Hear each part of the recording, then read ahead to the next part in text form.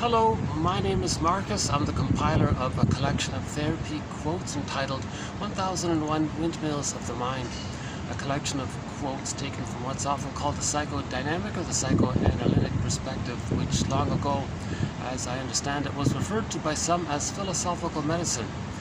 Because this perspective seeks to, in the context of our most recent videos, to recognize a thing called transference, how we may be transferring an interaction, a painful interaction that we once had, reenacting it, replaying it in the present with the hope that we can get a better outcome for the past. Because if the interaction, the first primary caregiver was painful, the theory is the child has a memory of this pain, and he's kind of stuck there in this state of timelessness. So the pain is going to drive him to maybe see if he can get a better outcome for what happened. So the theory is he wants to maybe make it in two things. Maybe he thinks in some kind of secondary delusion that there is no such thing as time. If he replays it with others who represent or who approximate the parent and they get a better outcome, maybe that can, fill in or replace or undo the past trauma, because the child doesn't understand time. So that's called a secondary delusion. That's not going to happen. And the second, so it's an attempt at healing. So the positive intention, he's trying to heal, meaning get a happy outcome for what he needed. The trauma basically it's called a strain trauma, a relational trauma, interpersonal trauma, developmental trauma, meaning the mother's misattuned, malattuned, doesn't get it, doesn't understand the baby's signals, shames the baby. When the baby's needs don't get met, he feels shamed by it. And at some point along the developmental continuum, he can't take it anymore. He's frozen. His feelings get frozen. His golden ball gets repressed. One image is the woolly mammoth who's stuck in that block of ice up there somewhere in Siberia, and apparently he's been like that for the past 30,000 years. So currently I've been using that as a pretty clear, vivid image of trauma. So by the way, if you see me distracted, I'm in a very public place. I'm still trying to get used to doing these videos in public, and I'm kind of having another off day here. So my delivery is not going to be too great today, but I just want to keep going, presenting these quotes. In each video, if you click the more link or the see more link, you'll see the quotes below. And sometimes my delivery is okay. I think sometimes, oh boy, I shouldn't post this video. But I think, just keep going.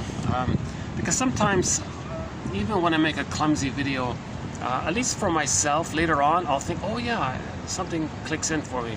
So there's a quote that says the best way to learn something is to teach it. So if I'm clumsily trying to teach it, well, maybe I'm clumsily learning at the same time. So this is not a vanity project. I'm not a shrink, therapist, analyst, doctor, professor, social worker. I have a humble BA. I'm the compiler of the quotes, and I'm happy to share them and learn them at the same time. So yeah, I try my best not to get anybody in the video. If it happens by accident, because someone walks by, so that's as much as I can show you. There's people sort of right behind me there. I guess I can look this area this way here, yeah.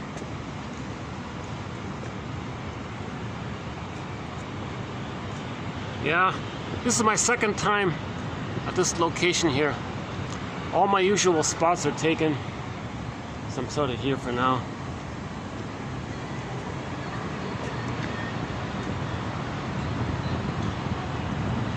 And you can see all the traffic.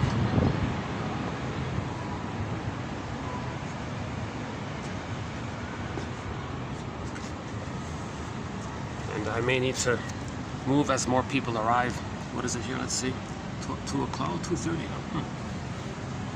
So hopefully I can get this video in here. The basic premise is that at some point with the strain trauma, the child gets frozen. His feelings get frozen. His embodiment, his sense of his connection to himself, his feelings, what animates him, the animating energy of his selfhood and his subjectivity, his feelings, That's in myths and fairy tales, that's the golden ball, the vibrancy of the golden ball. It gets repressed. It goes into the non-reporting brain, somewhere in the brain called the implicit memory system, and the process is called repression. So that's a defense mechanism for the baby not to feel the pain of mother's misattunement, malattunement, the bottle in the schedule, not understanding the baby's signals. The baby wants this, the mother doesn't get it, she's anxious, the baby is afraid to have his feelings, so at some point it gets repressed. Again, the image, the earth opens up, the innocence gets yanked down in the underworld. So the underworld is a metaphor for the unconscious, the non-reporting brain. So we've mentioned this myth a few times already. Demeter, Kor, and Persephone. So the innocence, Miss Kor, was on the field, the earth opened up and was yanked down into the underworld. Okay, that's an image, a metaphor, or a symbol to describe how when we have feelings, it gets zooped down into the unconscious, repressed into the non-reporting brain. So the non-reporting brain, so the brain sends us information when we get it, that's our consciousness, so that's our mind maybe. Now, the non-reporting brain would like to send us more information about what happened, about who we are. When it can't, that's called the non-reporting brain, so the unconscious. It's the inferring mind. It's going to communicate to us through inferences. It's going to get us to reenact what happened so that we can see what happened. It's trying to get our attention in one way or another. So the unconscious self, or the second self, or the secret self, or the double self. So we can create some kind of metaphysical imagining of that represents all of our disowned traits. That's called a double, right? So Robert Bly's metaphor for the non-reporting brain or the inferring mind. Okay, so because we don't know it, it's like, that's sometimes called the shadow self. We don't see it. So that's the bag we drag behind us. And so much of who we are, our golden ball, our developmental path, the capacities of the real self, who we would be if we were loved, who we would be had we had a secure attachment style, who we would be if we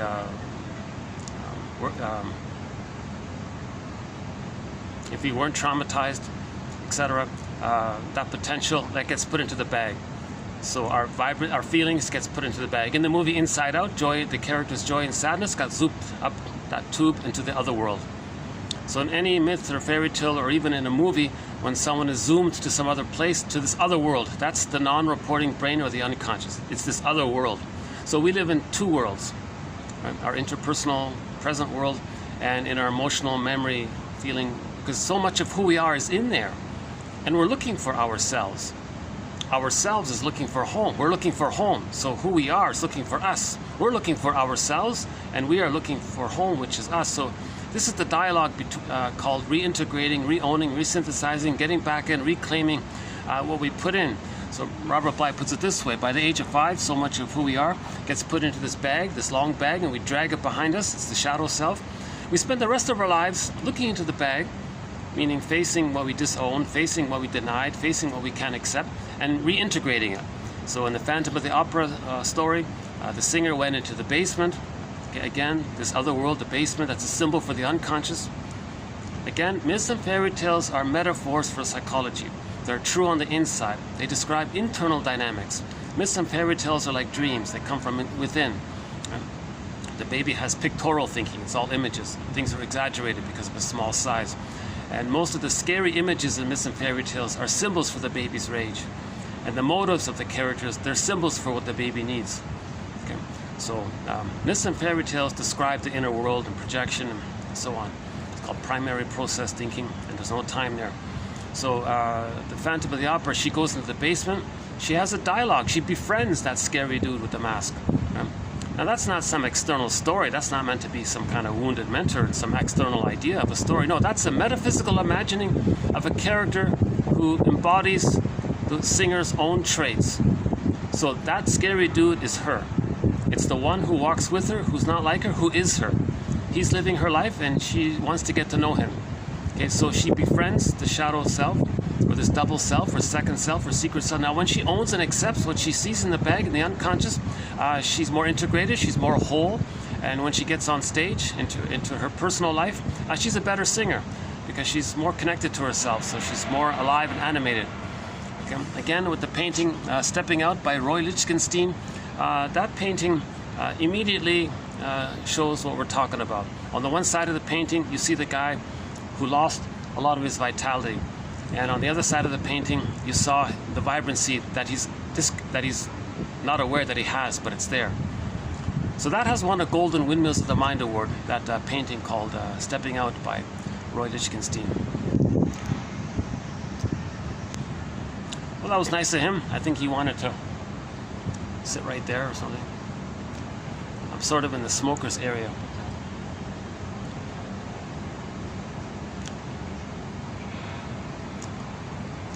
Yeah, there's sort of an unsightly thing, not too sort of on my side there. I'm trying to ignore it the best I can.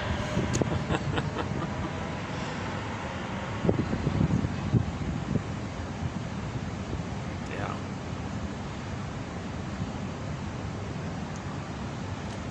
I think nonverbal behavior really tries to communicate something, tries to communicate a lot.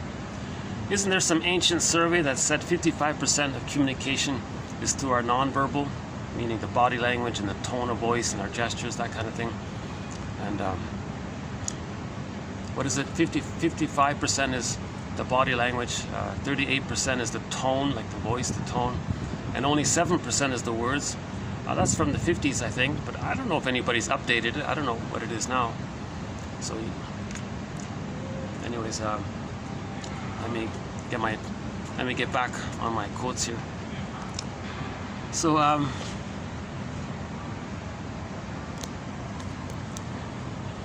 yeah, my second time here. Let's see how it goes.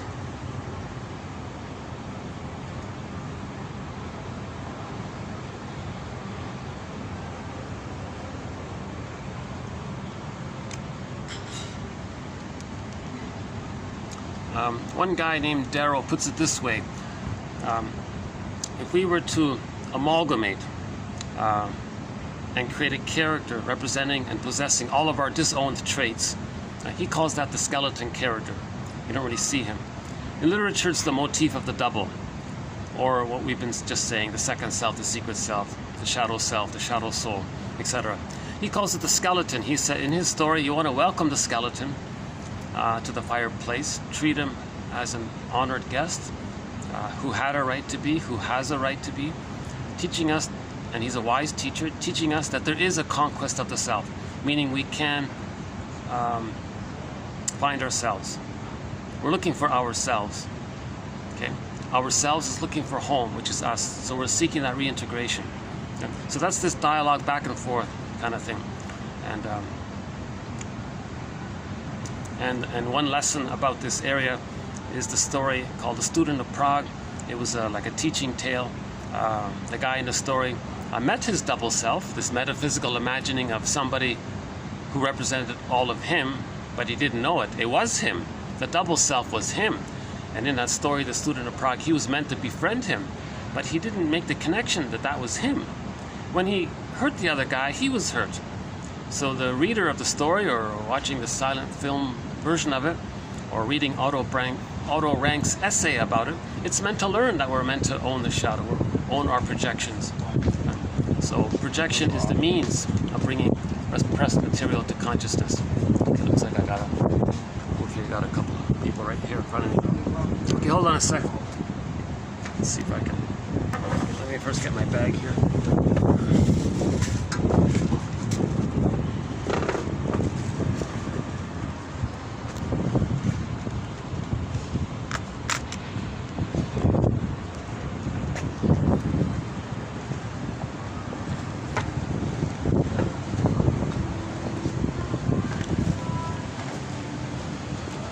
It's getting okay, it's getting too busy here. Oh, that's too bad. I thought I was gonna get lucky here.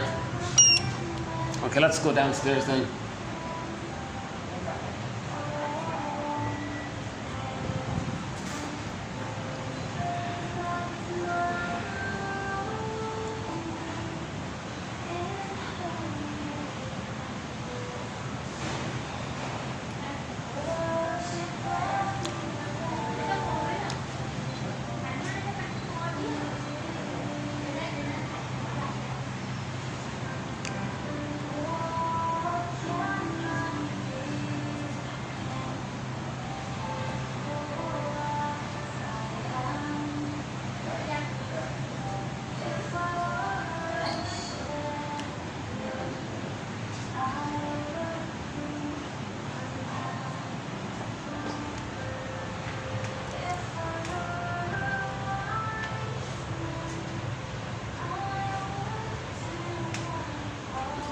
You know, if I go to my, I could try it over there, but they always play some.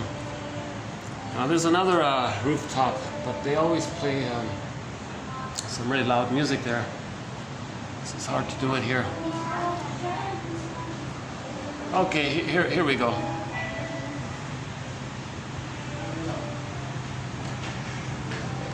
All right.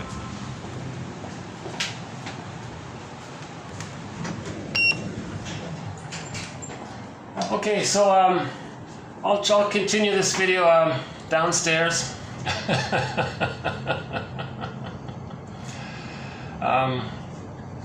So yeah, in this video we'll be doing TQ 2436, sort of a continuation from yesterday's video 35.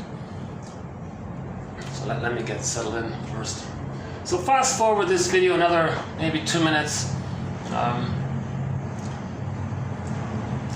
This is like one of the, it's a challenging spot to do these videos in, but oh yeah, this way here. Oh, okay, thank you.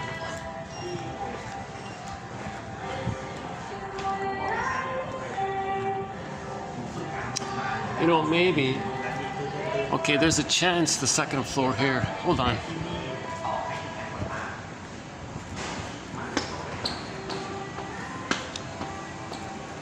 Let's see. If we're lucky, maybe there's nothing going on up here. No.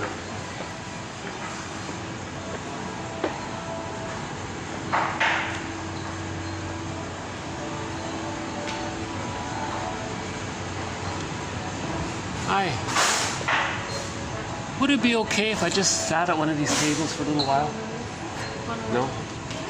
Hi. Would it be okay if I could just sit at one of these tables for maybe 1 hour, maybe? Yeah, oh, yeah. Great. Thanks a lot, yeah. Okay, yeah, so we can sit here.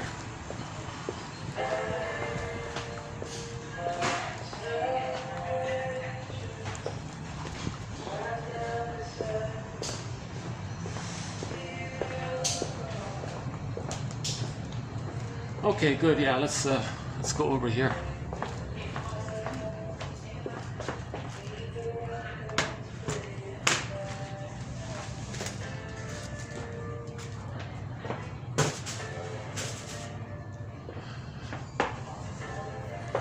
So how's the lighting here? Oh, it's okay, right? Yeah. So yeah, that's there's our heart sculpture. Looks like they're doing some repairs there.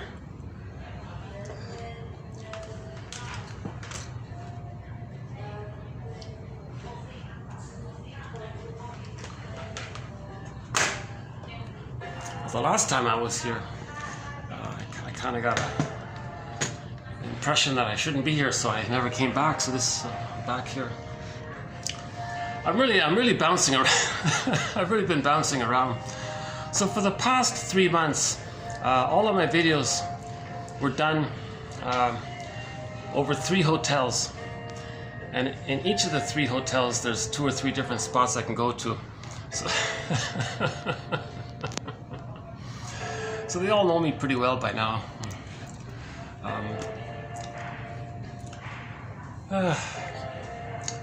Yeah, you know, so I was thinking about why this topic that I started yesterday, and now I'm continuing today. Why am I having, in particular, off days around this topic? And I think maybe it's not a coincidence, or maybe it is. It's a difficult topic. And maybe I'm feeling some resistance around it, or some emotions coming up in me. I'm not really sure.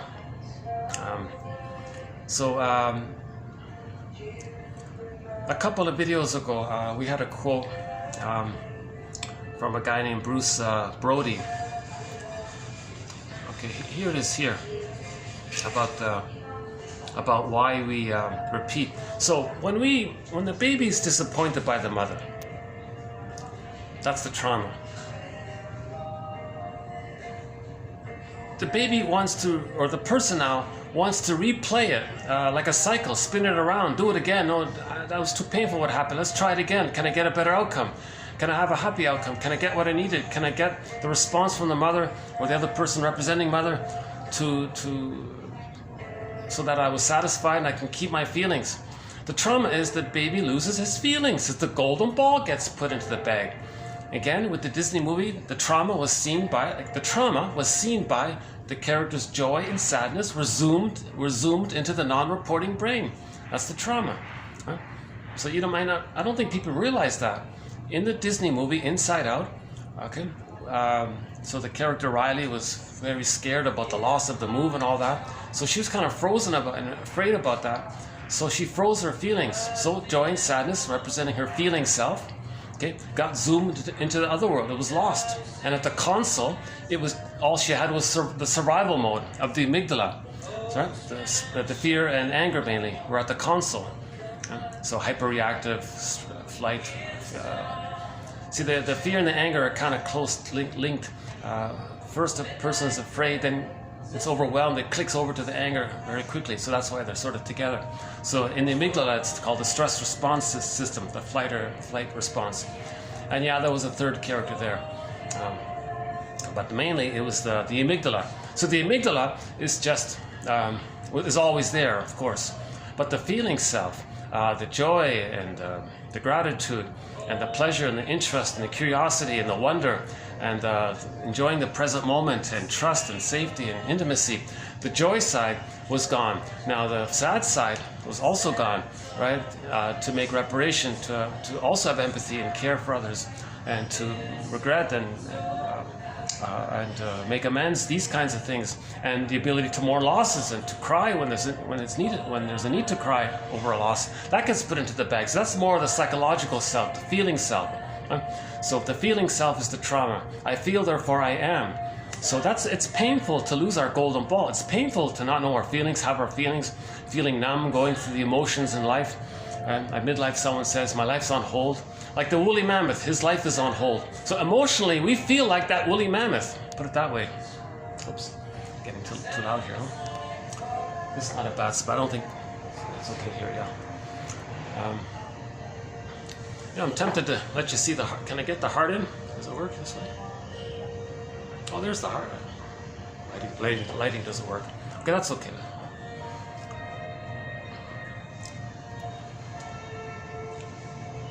So yeah, people might say that at midlife, that they feel like their life is on hold, like the woolly mammoth's, like his life is on hold. It's sometimes called the unlived life, or living the provisional life. When does life begin? Kind of feeling.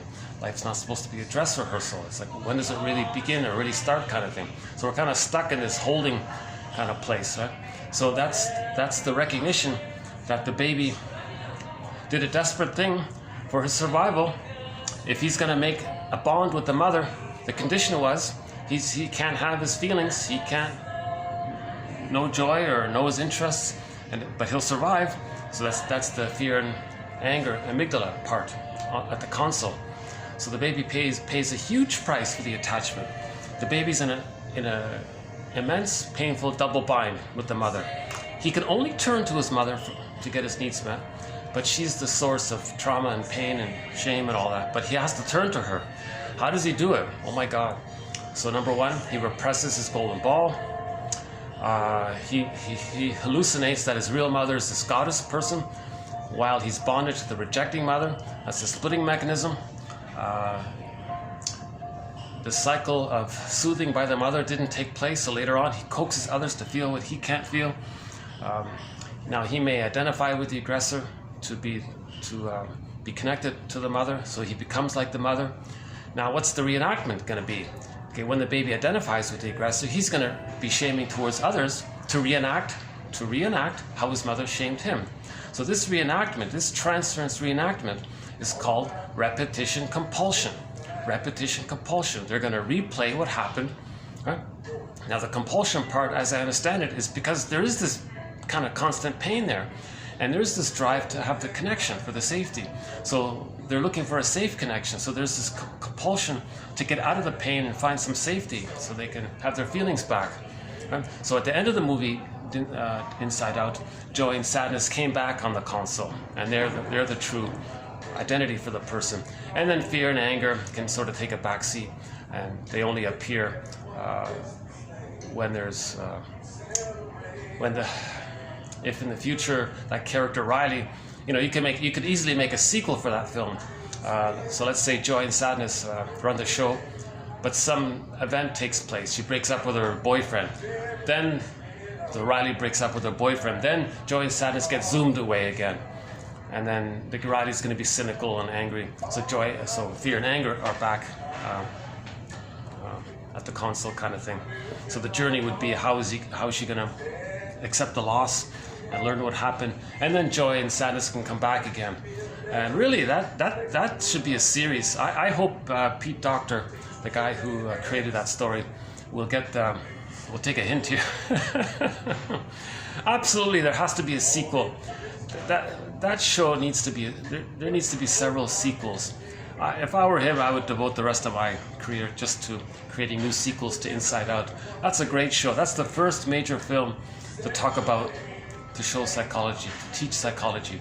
The idea that we live in two worlds, the conscious world at the console and the unconscious world.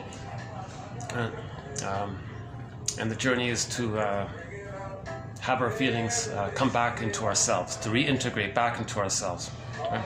So like in the Phantom of the Opera, she went into the basement and got back those qualities, right? A Demeter went into the underworld and she got back Kor, who became Persephone. In the Odyssey, Odysseus went into the facing shame. He saw that his mother was there. He saw how he betrays himself, the Agamemnon character. He saw how he's like Sisyphus because he saw Sisyphus in the underworld, meaning his unconscious, how he's repeating things. When he looked into Sisyphus's face, he saw that it was his face. Okay? And he started to make links because the mother caused the shame. Now in the underworld, the backdrop is the hell scene or the inferno. Okay, that's a symbol or a metaphor for the emotion of shame.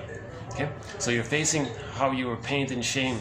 Okay, and then you can start to get back. Now in the process of learning about this, that's called the truth will upset you free. The truth will upset you free. Okay, the truth is the greatest hurt of all. Mother failed me. That's the truth. She failed. I'm not blaming her. We're not talking about blaming. It's just she failed. Why she failed, that's a whole separate topic. Okay, and we have a few quotes from the book. Forgive your parents, heal yourself. So that's another major thread here. And realize that the mother may be engaged in her repetition compulsion, repeating what happened to her and casting herself, her innocence onto the baby, shaming the baby to communicate how when she was a baby herself, how her mother shamed her and how she didn't like it. So she's reenacting what happened to her. So let's go back to the reenactment. It takes two forms, the reenactment, as I understand it. The first one is called a direct reenactment. It's sort of like in parallel to what happened. Okay, so the other shamed the baby. How does a person reenact that to know that that's what happened? So they're going to choose. So later on in their 20s, teenage, later in life, as they grow up, their antenna is sensitive. Who's going to resemble the shaming mother? Can they find someone who approximates how the mother was shaming? Does anyone out there remind them of their shaming mother? They'll be attracted to them. Okay, so there's an attraction. Okay. The fantasy is, number one, that magically maybe the person who reminds them of their mother, and they befriend them or marry them or whatever, that they're going to be shaming, but things will be different. That person will change their ways because they want to see and provide for the person what they needed. Okay. Now that's not going to happen because they're only interested in marrying or befriending a dysfunctional person because the mother was dysfunctional. So that person is engaged in their repetition compulsion of reenacting what happened to them, so they can't do it. So they're going to be attracted to those who are going to reject them. So they'll choose people like that. And they call it uncanny. It's uncanny. I feel familiar with you. There's an uncanny feeling here, uncanny resemblance or something like that. So they're attracted to that person. I want to befriend you, or so on, right? And if it's the opposite sex, then they might suddenly fall in love with them. That's the topic for yesterday and today's video, and tomorrow as well. So the topic about falling in love started mainly with the last video, the one posted just prior to this one. So the one that got uploaded just now, December 18, 2022.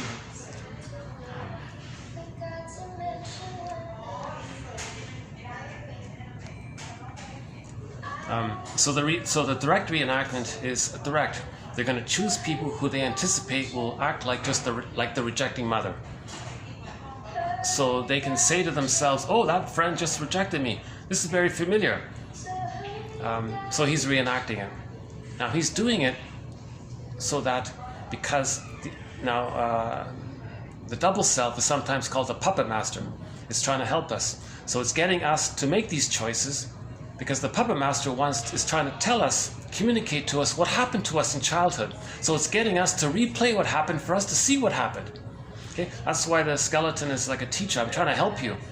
So we are trying to help ourselves. So the unconscious self, it's a part of us, is trying to seek witnessing and reintegration back into ourselves, acceptance.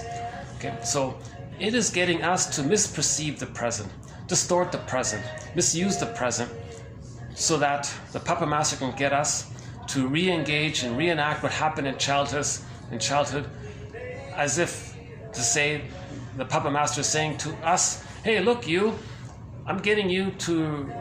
I'm like a director in a theater. I'm orchestrating you to replay something that happened in childhood. I remember it, but you don't know it. I need you to know it, so we can heal. So could you please notice what I'm doing and regard it as a mirror. Regard your repetition of behavior as a mirror to see what happened." Okay. So if the person says, "Oh, that person just shamed me," well, that's the mirror. Okay, now they know the mother shamed them. Then you go that way. And then now the person has to accept the truth that they didn't get a secure attachment style. Then you go from there. The why and the issue with the parents. Learn about them. They tried their best and they couldn't do it all. They couldn't know it all. So you got to sort of see the two sides of them and what happened to them. So we have a few quotes in that area, but I won't focus on that in this video here. But healing does happen, right? We can get there where we can have a deeper appreciation. And Karita's Barry Grosskopf says that's called honoring your parents. So he puts a spin on that word honor. It means you understand and see what happened to them, and you see their history and what they went through, and you try to understand things from their situation. That's the so-called honoring. If you can do that and see how they dealt with pain, that frees you to look at how you're dealing with pain, and now you're starting to do the differentiation.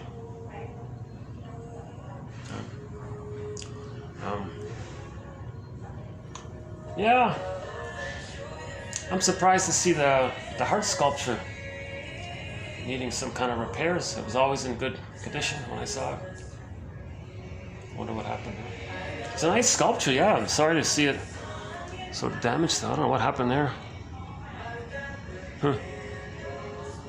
Maybe just the paint just naturally came off or something. I don't know.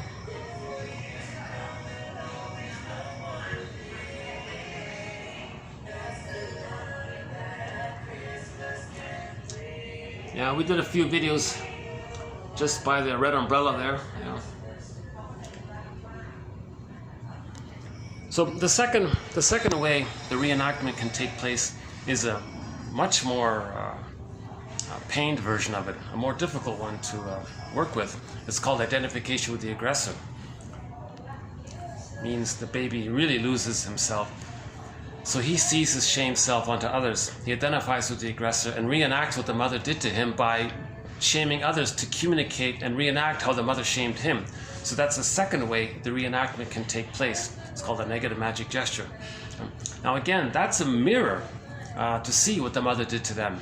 Now the victim might say, "Oh, you're shaming me. Are you trying to communicate through your behavior that maybe you're trying to communicate what happened to you and you're doing it to me so you can be aware of what happened to you?"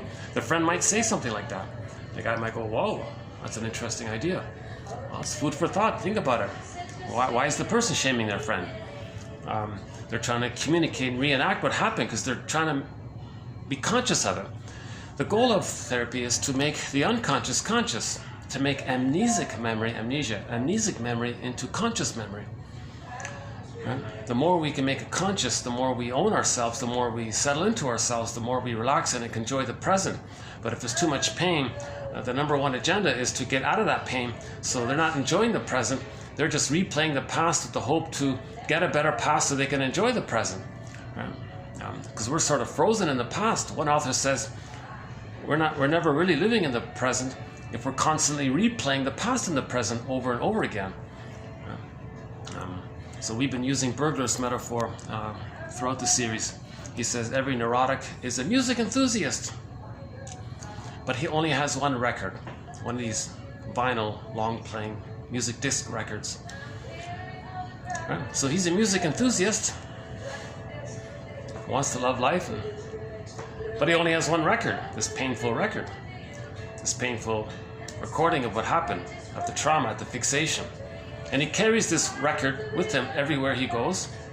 Every time he sees a record player, a phonograph player, Victrola, he spins off that one record.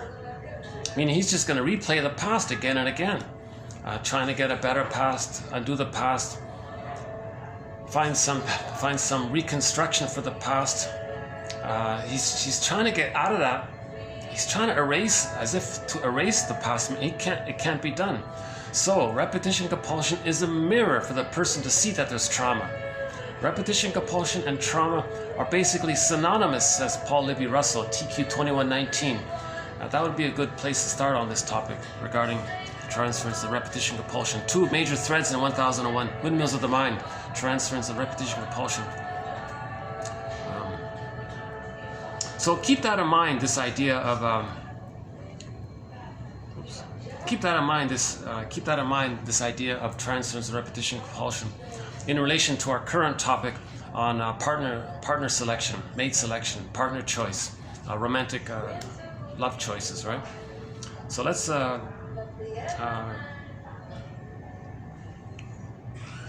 so Brody sort of got us started with this quote here.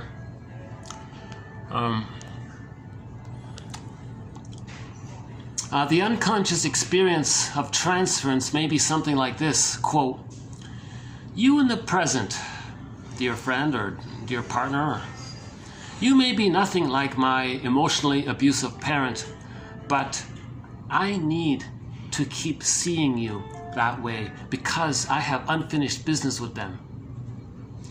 People seem compelled to repeat past unhappy relationships.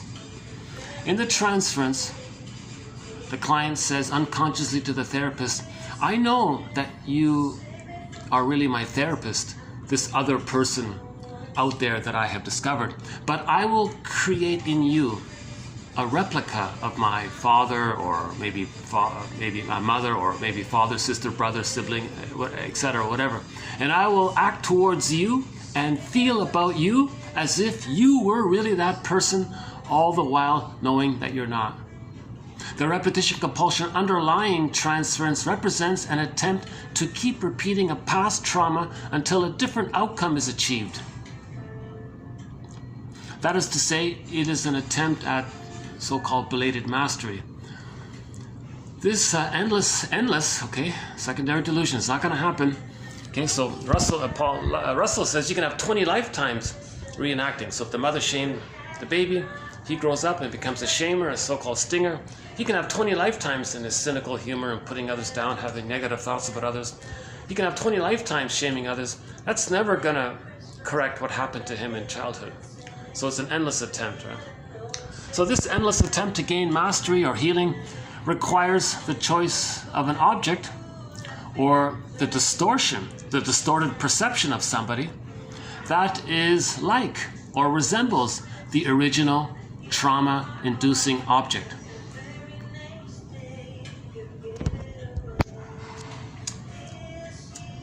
Oh boy, you know, this phone picks up the background music from the speakers in the hotel. And if this song you're hearing now is banned or something, you're not going to hear me right now. Because YouTube won't publish it, say this is a copyrighted song you're playing. So I'm hoping that won't take place. It has happened a few times, and in a couple of my videos you might see me talking and then suddenly it skips to some other thing because it got trimmed out. And by the way, this song is on a loop. Talk about a repetition compulsion. Every time I'm in one of these 3 hotels, I hear this song at least 3 or 4 times. It says, I gave you my heart. The very next day, you threw it away.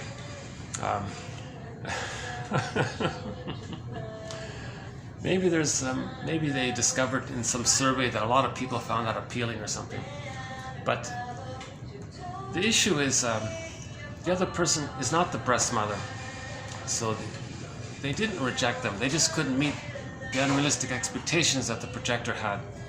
But in our anger, we sort of say that you're mistreating her. You gave the very next day, you gave it away. See, she's not looking at her. This is a very unpsychologically minded song. We could spend an hour talking about that lyric right there.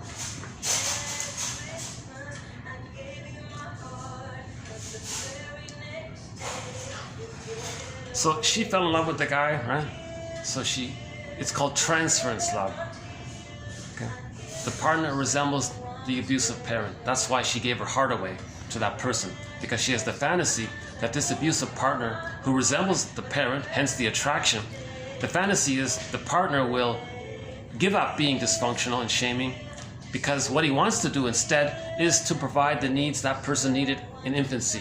That person can't do it, and chances are they're trying to change the projector. So when no one's conscious of it, these relationships become like sour milk. They rust out, they break up, they fall out of love, etc. Then the woman writes a song, oh, I trusted you and you betrayed me. It's not like that exactly.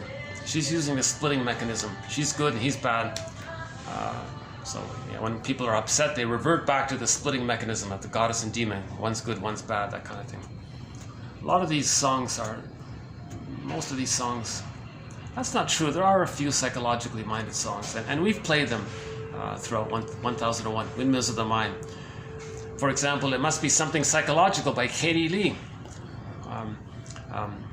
Yesterday we played Warren Zevon, If You Won't Leave Me, I'll Find Somebody Who Will. So that's that song there. The protagonist in that song, was abandoned by his mother in childhood. So he goes through life choosing women, being attracted to women who has an uncanny resemblance to his rejecting mother, abandoning mother, and he'll fall in love with them. But he knows that they're going to leave him. So when they do leave him, that means he recreated and reenacted what happened to him. Now, him doing this is a mirror for him to see what happened to him. Now, in the song, the woman said, no, I'm not going to leave. Imagine that. I'm here for you. He said, no, if you're not going to leave me, I'll find someone who will. So then he'll be the leaver. So he'll identify with the aggressor, leave her, to communicate that the mother left him. And then he'll find another girl who will leave him. So it can work two ways with the reenactment. Either he identifies with the aggressor and shames others to communicate and reenact how the mother shamed him, or he finds others who will abandon or shame him to reenact how the mother did those things to him. So this is the dysfunctional relating that's going on. Okay?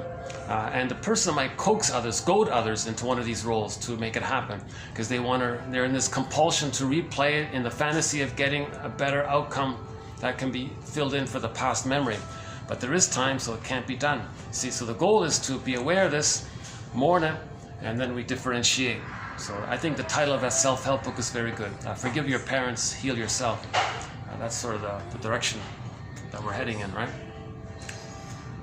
So I'm going to I just want to zip through yesterday's quote of TQ 2435, and then we'll go on with the next batch for 2436. So 2435 is mainly about how this falling in love business is really about recapturing the old symbiosis. A lot of this excitement is that a lot of babies didn't get proper symbiosis with the mother. Again, this blissful feeling of oneness in the mother-infant dual unity, the Garden of Eden feeling, this paradise feeling, the unico mystica, the blissful, wow, oceanic oneness, oceanic feeling. So babies apparently have that in the womb, and they're meant to have it again in the extended womb for the first 4 to 5 months. Now, if there's a problem there and they don't get it, and that's unfinished business. So the unfinished business is they didn't get their symbiotic needs met. So the falling in love,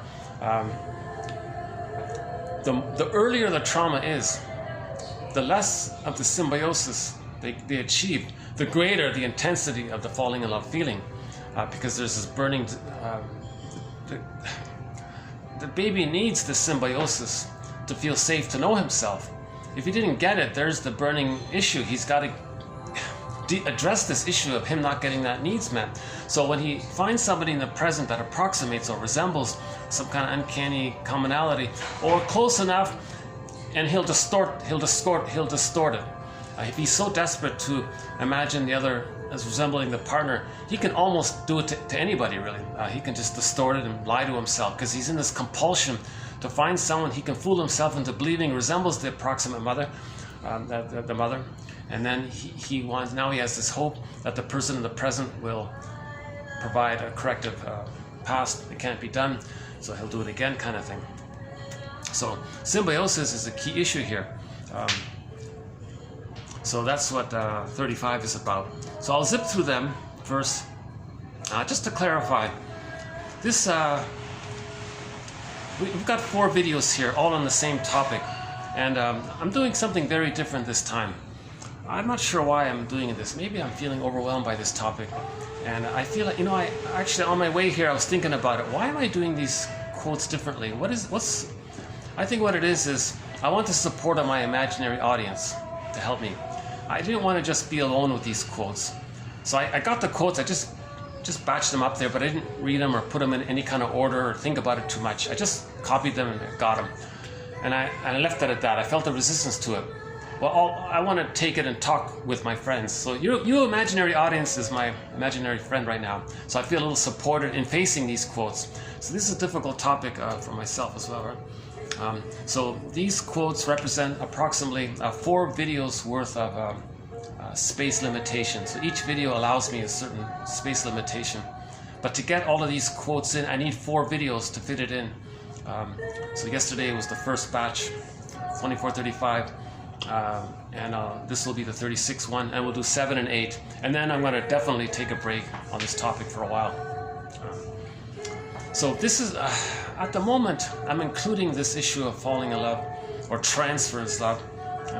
So transference love, this passionate love, whatever you want to call it, this projective love, that's not really true love, because the baby's relating to the breast.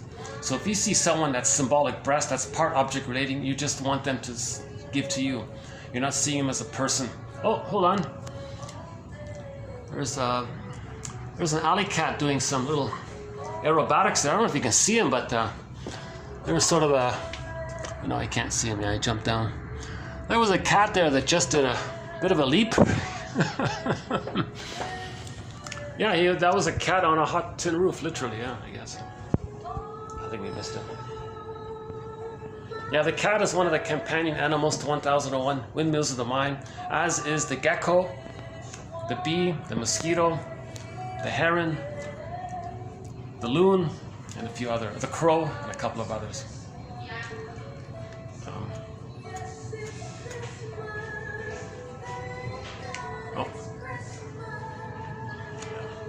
I try not to get anybody in the camera, but if somebody walks by behind me, just briefly, maybe it's okay, it's not so bad.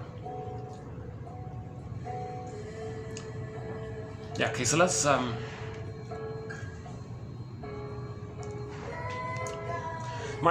honestly speaking, I think the thing to do is just read the quotes for yourself, 24:35 to 8. Never mind my babbling. My babbling is just a nervous effort on my end to face this material myself. So this is some of the most challenging material. And this falling in love issue, I don't know if it's going to be a separate thread specifically, but I am including it in our thread called couples relationships, right? On relationships. So we have a thread already that's developing called couple relationships. We talk about the stinger and the clinger, and a couple of other areas. Okay, so let's just zip through these, and then I'll spend more time on the 36th part. Traditionally, so here's where it starts. Here's the grand opening for all this. Traditionally, Psychoanalysis has considered states of falling and being in love to be derived from the earliest infantile experiences of fusion and merger with the mother. Okay, so this fusion and merger with the mother, that's the unico mystica, that's the blissful feeling. It's called the stage of symbiosis, the stage of undifferentiation. Baby doesn't know where he ends and his mother begins. The baby's just in this oneness of the two of them. He doesn't have the sense of I, not I. He's just in this blissful union with the mother, right? And that's all he understands. Now, beginning at around 4 to 5 months, then he starts to hatch out, but he will hatch out if he gets his symbiotic needs met, if he gets his merger needs met, if he gets his fusion needs met. He's got to get those needs met, then he can differentiate. If he doesn't get those needs met, later on, he'll fall, and later on, if he finds somebody who resembles the rejecting mother, he'll fall head over heels in love. He'll be so enchanted and bedazzled and this awe feeling. Time stops. Whoa, he'll be so spellbound, right? He'll be spellbound if he meets a woman who reminds him of the mother who didn't give him the symbiotic needs met, because now maybe he thinks he's going to get those symbiotic needs. But the partner in the present isn't the breast. They're a person, so they can't do it. Right? Oh. Yeah, I'm just looking at at least the mother's sort of holding the baby, yeah. The baby was just sort of flopping around. She's got like a 4-month-old baby. And then, I don't know if the baby didn't look too comfortable, to tell you the truth. Anyways. Yeah, I think that baby's hurt, yeah. The woman didn't care. She's just walking around indifferently. I'm surprised to see how a lot of young mothers are treating their babies so roughly. It's sad to see her. But we've got to understand, why are the mothers doing this? So let me just borrow what I saw as a fictional example. So a fictional example would be, look, mother of mine, you see how I'm rough handling my baby? Well, I'm showing you how you rough handled me. You see how I don't really hold and make the baby feel safe and I kind of flop him around? Well, I think you did that to me and I'm showing you. So that's one version of intergenerational trauma. Right? She's trying to reenact what happened to her. Okay? So a woman who treats her baby badly, she's trying to reenact and see for herself how when she was a baby, her mother treated and rough handled her, kind of thing. You know, that's the power of this compulsion to communicate what happened to them, because the woolly mammoth is frozen in the ice. We're in pain there. The first agenda is to get out of that pain. So they're going to reenact it. They can't feel present to the needs of the baby. They're just in this compulsion to use the baby to communicate as a prop, to fill in for her drama, to recreate and reenact what happened to her. See, now the mother doing a mother doing such a thing, it's meant for her to see that her unconscious self is creating a mirror for them to see with them. So a mother like that would say, hey, wait a minute. Am I treating my baby roughly here? Where did I learn this? Alice Miller says, where do emotional abusers get their ideas from? From their mothers, huh? From childhood. So she could say, where did I learn this? Why am I doing this? How did I learn this? How did I get this idea to treat my baby so badly? Where did I learn this? Okay. Alice Miller. Read Alice Miller. You learned her in childhood. And it bothered you, and you've identified with the aggressor so that you can see what happened to you. It's repetition compulsion. So a baby who didn't get the symbiosis, I'm not going to talk about what I actually saw, but let's say there is a baby who didn't get the symbiosis. Later on, they meet someone who resembles the rough handling mother, and they might be very attracted to them because, wow, finally, maybe this person will provide the symbiosis. All babies need symbiosis. All babies need an extended womb. Humans come out too early. They need an extended womb, another womb. Womb 2.0. They need that second womb. It's called a psychological egg for the first 4 to 5 months. The range seems to be between 3 and possibly up to 7 months. Mahler says on average it's 4 to 5 months. The baby needs, the main thing, what does he need? The maternal holding environment. It's all about safety Safety, warmth, soothing, no fear, just complete. He's warm and blissful. He's in that blissed out state like he was in the womb. He needs an extension of that. Okay. So now, of course, the mother can't do it perfectly. She has to be more or less good enough. So the mother has to be attuned, understand the baby's signals. Now, we talked yesterday about why a mother might have difficulties in understanding the baby's signals. So that takes time to go through that one. But we do cover it as a thread here. Okay, so falling in love is related to reviving and re-evoking and getting back and reliving, getting back to the merger and the fusion of the Garden of Eden, blissful, unico mystica feeling with the mother at the breast. So when we say mother, we're talking about the breast. The first object is the breast. The baby and the baby with his breast, and the breast is just there with him, part of his environment. He's in this blissed out state for the first 4 to 5 months. An extension of the blissed out state he was in for the time he can notice it while he was in the womb, I guess. The so-called chemistry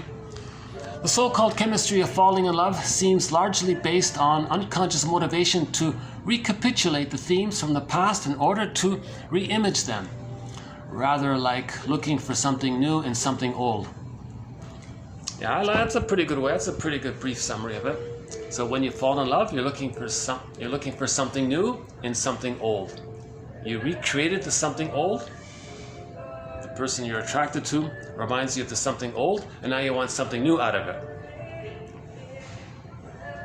But the newness you're looking for is a complete reconstruction of what happened in the past. It can't be done. Falling in love with someone who has an uncanny resemblance with the pre-Oedipal mother. So there's that phrase, uncanniness. So when you fall in love, you go, whoa. It's uncanny, right?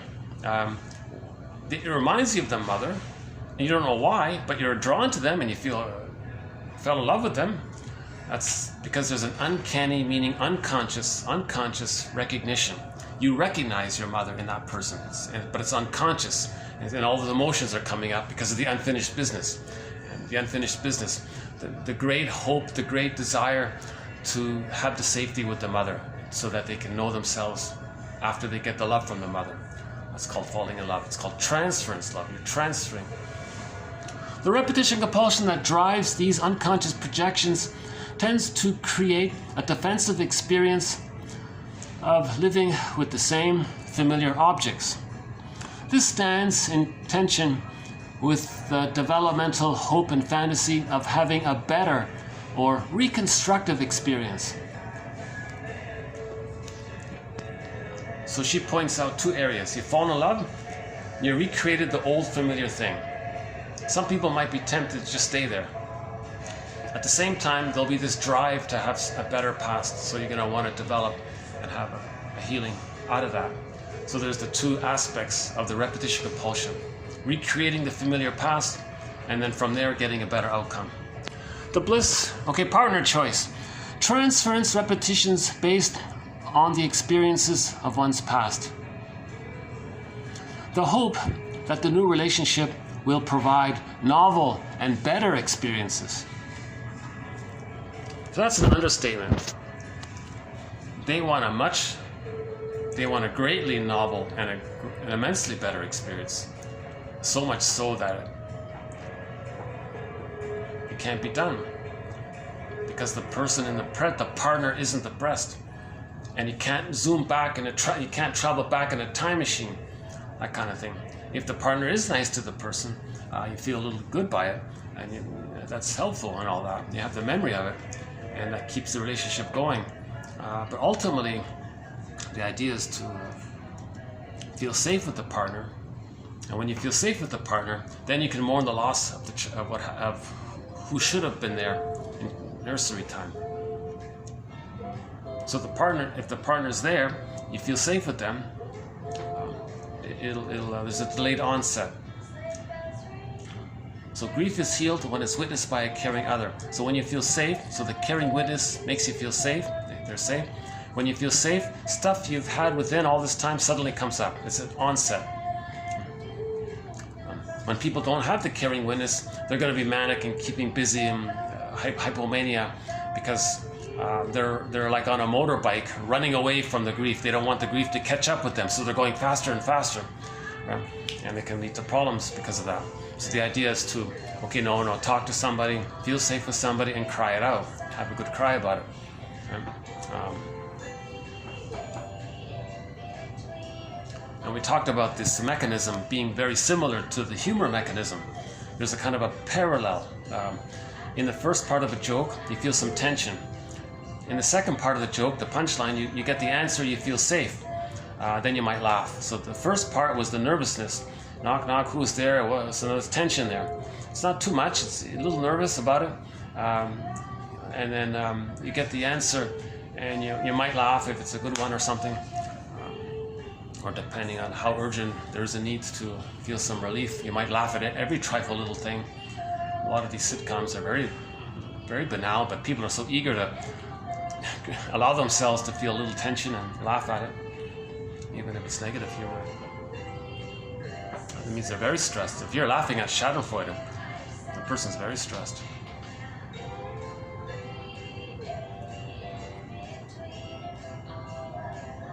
Grief is sealed when it's witnessed by a caring other, because you feel safe in their presence. When you feel safe, this stuff comes up.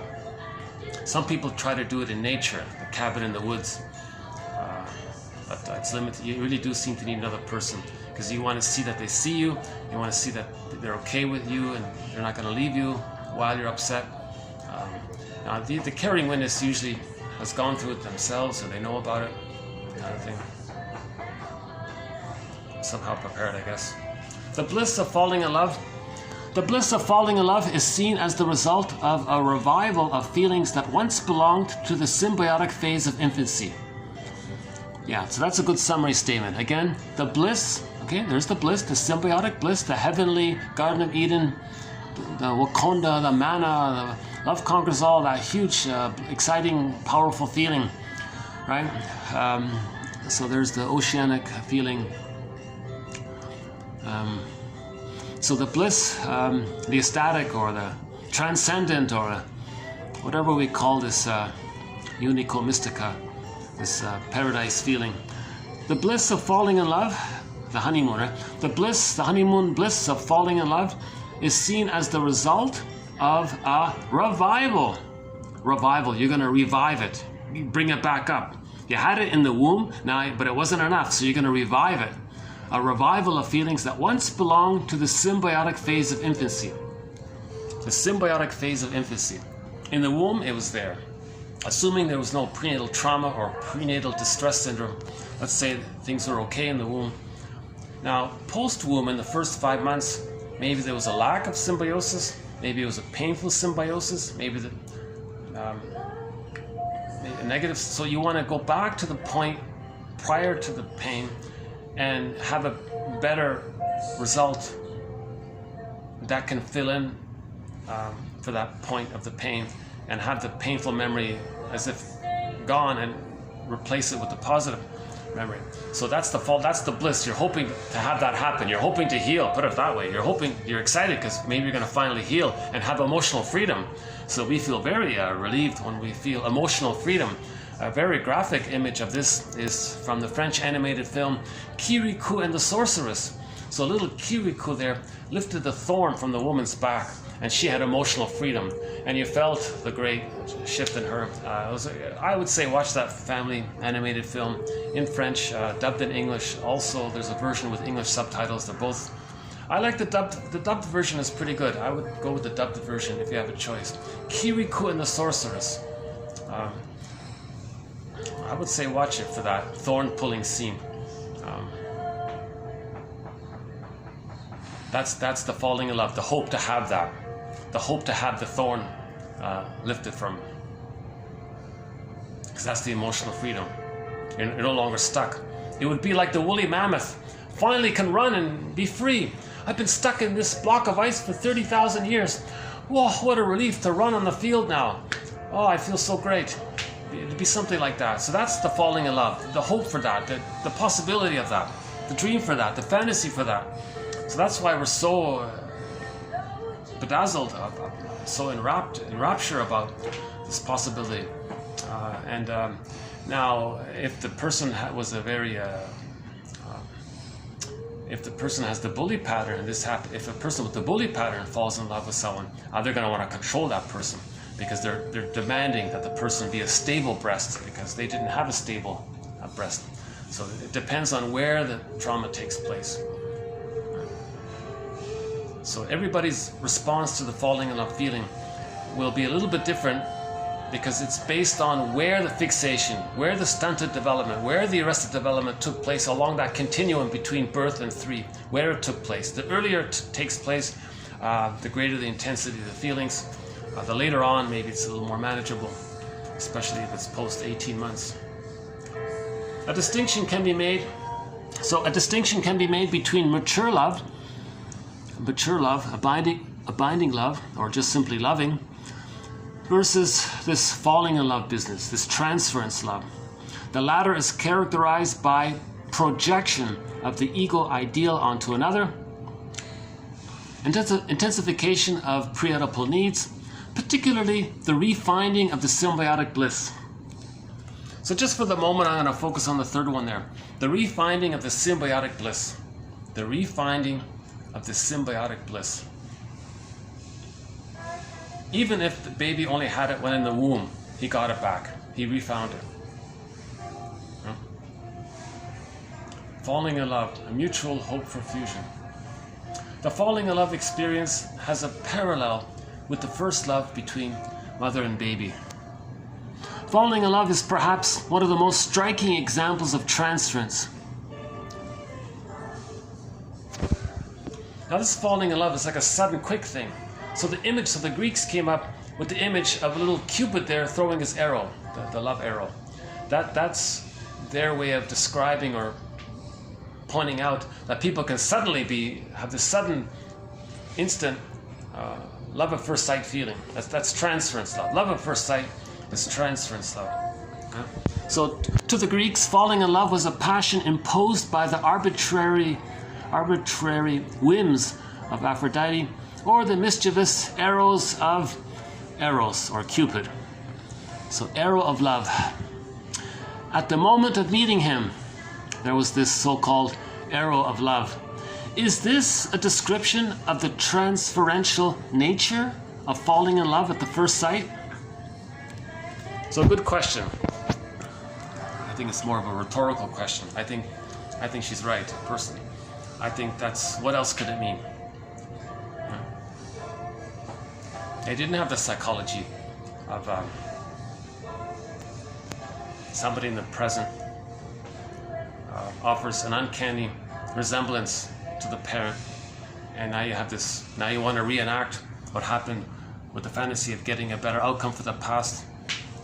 So this suddenness and this urgency of it, this compulsion of it, it happens so quick. It's like if maybe the Greeks long ago thought, it's kind of like maybe there's this invisible thing out there that suddenly strikes a person. Maybe it's like that. So that's the little Valentine's Day image there for that.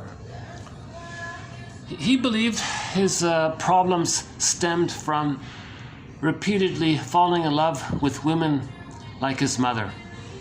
Yeah, so that's the repetition compulsion. His problems in life is that he keeps choosing the same type of woman. Each of them resembles the mother, and he's reenacting. He's going to keep on reenacting him until he says, wait a minute, why am I, all of these women have something in common. Yeah, they all resemble the mother. And he's doing it because he wants to reenact it. Again, he's reenacting it because that's what happens when there's trauma. When there's trauma, we reenact. It's called repetition compulsion.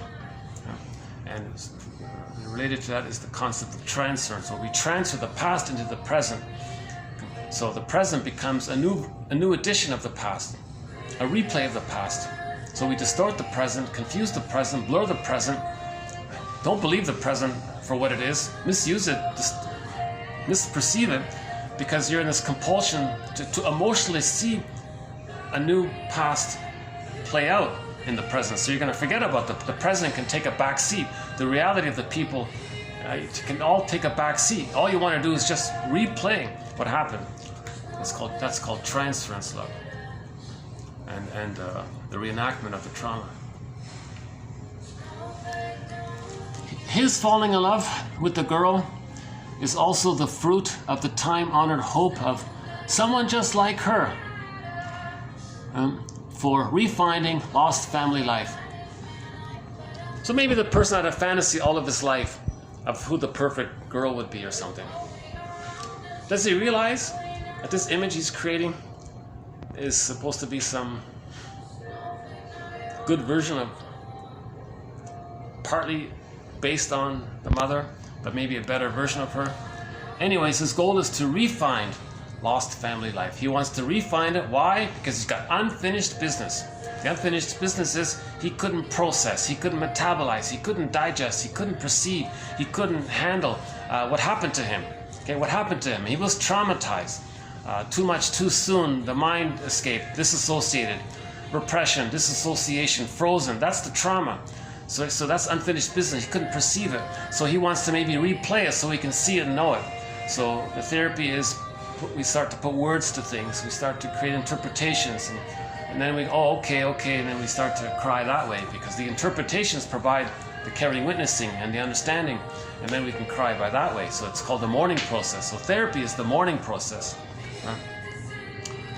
In a marriage relationship, each partner is constantly, to some extent, relating to the other as if the other were a figure out of his past life. Okay? So you cognitively, you know the person in the present isn't your mother. But emotionally, you're going to relate to them from the emotionality perspective that they are, or that they are the mother. See, that's the thing. Right? It's an emotional trauma. Emotional trauma. We're trying to heal from an emotional trauma. In falling in love, the other becomes the promise of addressing lost happiness. Falling in love, it's marvelous. There are two hearts that beat as one. You reiterate the intrauterine life, you share it together. So that was his sort of imagining of what it might feel like to be in love, to have that bliss in the honeymoon period. So in the honeymoon period of marriage, maybe, it's like the two of them are together. They're in this little bubble there, us against the world. The two hearts are beating like one. It's kind of like they recreated what it might have been like in the womb if there were twins and they're together and they're safe together and they're sharing the mother's heartbeat. And they're there safe and they're both in bliss and there's this one heartbeat, this one drum beat, and they're both in bliss together. They might even be holding hands at that time. So he thinks maybe that's an image of falling in love, maybe. Falling in love has evoked immanent, right, inherent, unconscious memories that cannot be thought. Just acted out with this compulsive energy in a chaotic attachment. Yeah, so this is a chaotic attachment. So we're talking about, when he says chaotic attachment, that's attachment failure, meaning an insecure attachment style. So the baby does attach, but it's not safe. It's a very dysfunctional, very maladaptive attachment, or a chaotic attachment. Disorganized, disassociated, reactive, avoidant, anxious, etc. So it's a chaotic attachment. And that's the connection to the mother. And that's why people are dysfunctional, because they're stuck with that frozen connection, with the frozen, unloving interaction with the mother. So they're going to be dysfunctional to maintain that connection until they get a better past to let it go. So to get emotional freedom, we got to see this, accept it. The truth will upset you free. Then you differentiate and get your feelings back. So again, we're back to the mourning issue here. Falling in love is just pointing out to you that there's trauma. Put it that way. Falling in love, a version of transference, a version of reenactment, okay? A version of repetition compulsion. Okay? That's to tell you that there's trauma. So people who fall in love head over heels, that's just to tell you that there's trauma. Put it that way. Now the exception is the theory that if a person just has this kind of experience of falling in love 2-3 times in their lives, then that's okay, it's normal. But if a person does it every Tuesday, they fall. People who quickly change partners and these kind of things, that's the dysfunctional one. I think we have a quote about that coming up. Okay, when a childhood trauma has caused there to be a fixation point, okay, falling in love often returns to the point where the traumatic fixation took place. Okay, I like this quote. Falling in love takes you back to the point of the fixation. Because that's the unfinished business, the fixation. The unfinished business is we don't want to be fixated. We want the emotional freedom. At that fixation point, the anchor, you want to lift the anchor so the ship can be free. And you want to lift the thorn so the woman can be free. Kirikou and the sorceress. So here's the thing. Everybody's fixation might be a little bit different. If the traumatic fixation took place very early on, things are more dramatic. If the fixation took place maybe in the second year, maybe it's a little more manageable. That kind of thing. Good quote there. Actually, this Bergman author, it seems really dwelled into this issue of romantic love. I would say she's, or yeah, is it a he or a she? M.S. Bergman. There's two M. Bergmans. I think it's. I just put M. Bergman. It might be M.S. Bergman. There's an M. Bergman and an M.S. Bergman. Anyways, let's just focus on the ideas here. I'm generally very accurate with the source quotes. There might be the occasional little, like this might be the one exception where I'm not sure, there might be a little confusion. But 99.9% of the time, the author is accurate from what I got from the book, right? Okay. So why am I highlighting my one mistake?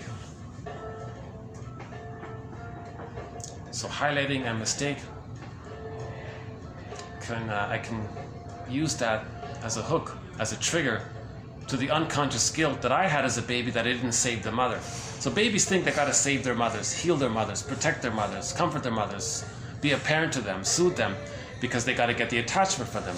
Babies think they're flawed if the mother's not loving them, so they're trying to adjust and accommodate.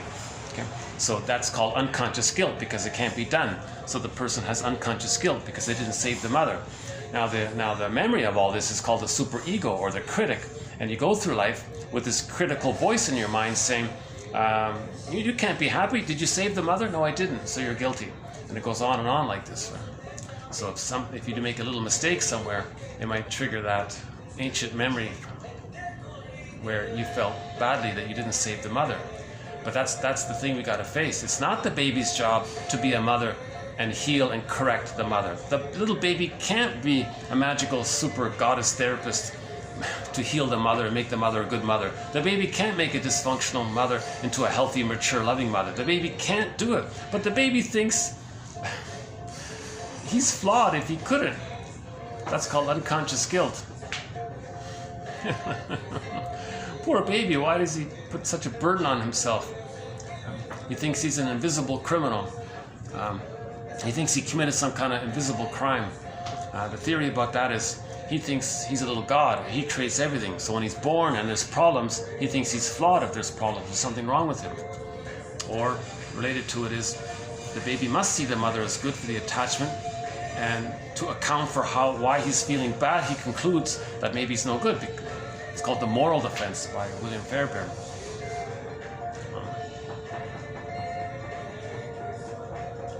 So that's also called unconscious guilt. Okay. The unconscious guilt provides the attachment, the connection. So the person can go through life with unconscious guilt, self-sabotage their happiness because they're guilty.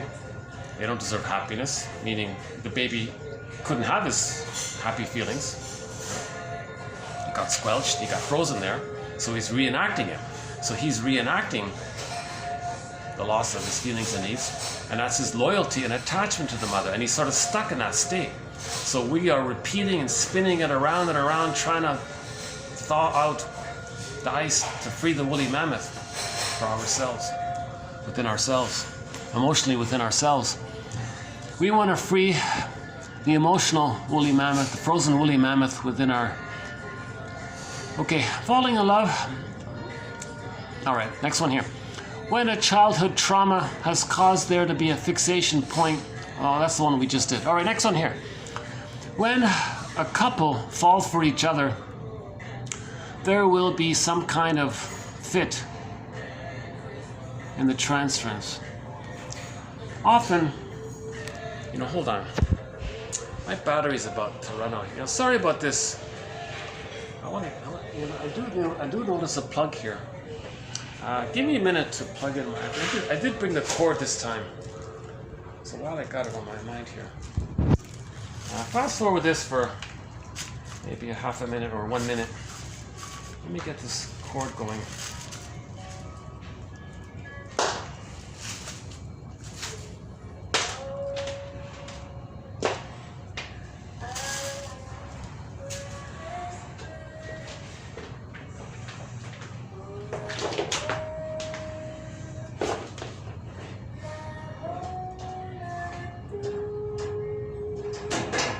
Okay. Let's see. Do we have power? Let's see. All right. Okay, great. Okay, so we got some power. So I'm not going to worry about my laptop battery. This is a very old laptop, 20 plus years, barely hanging on. It's on its last.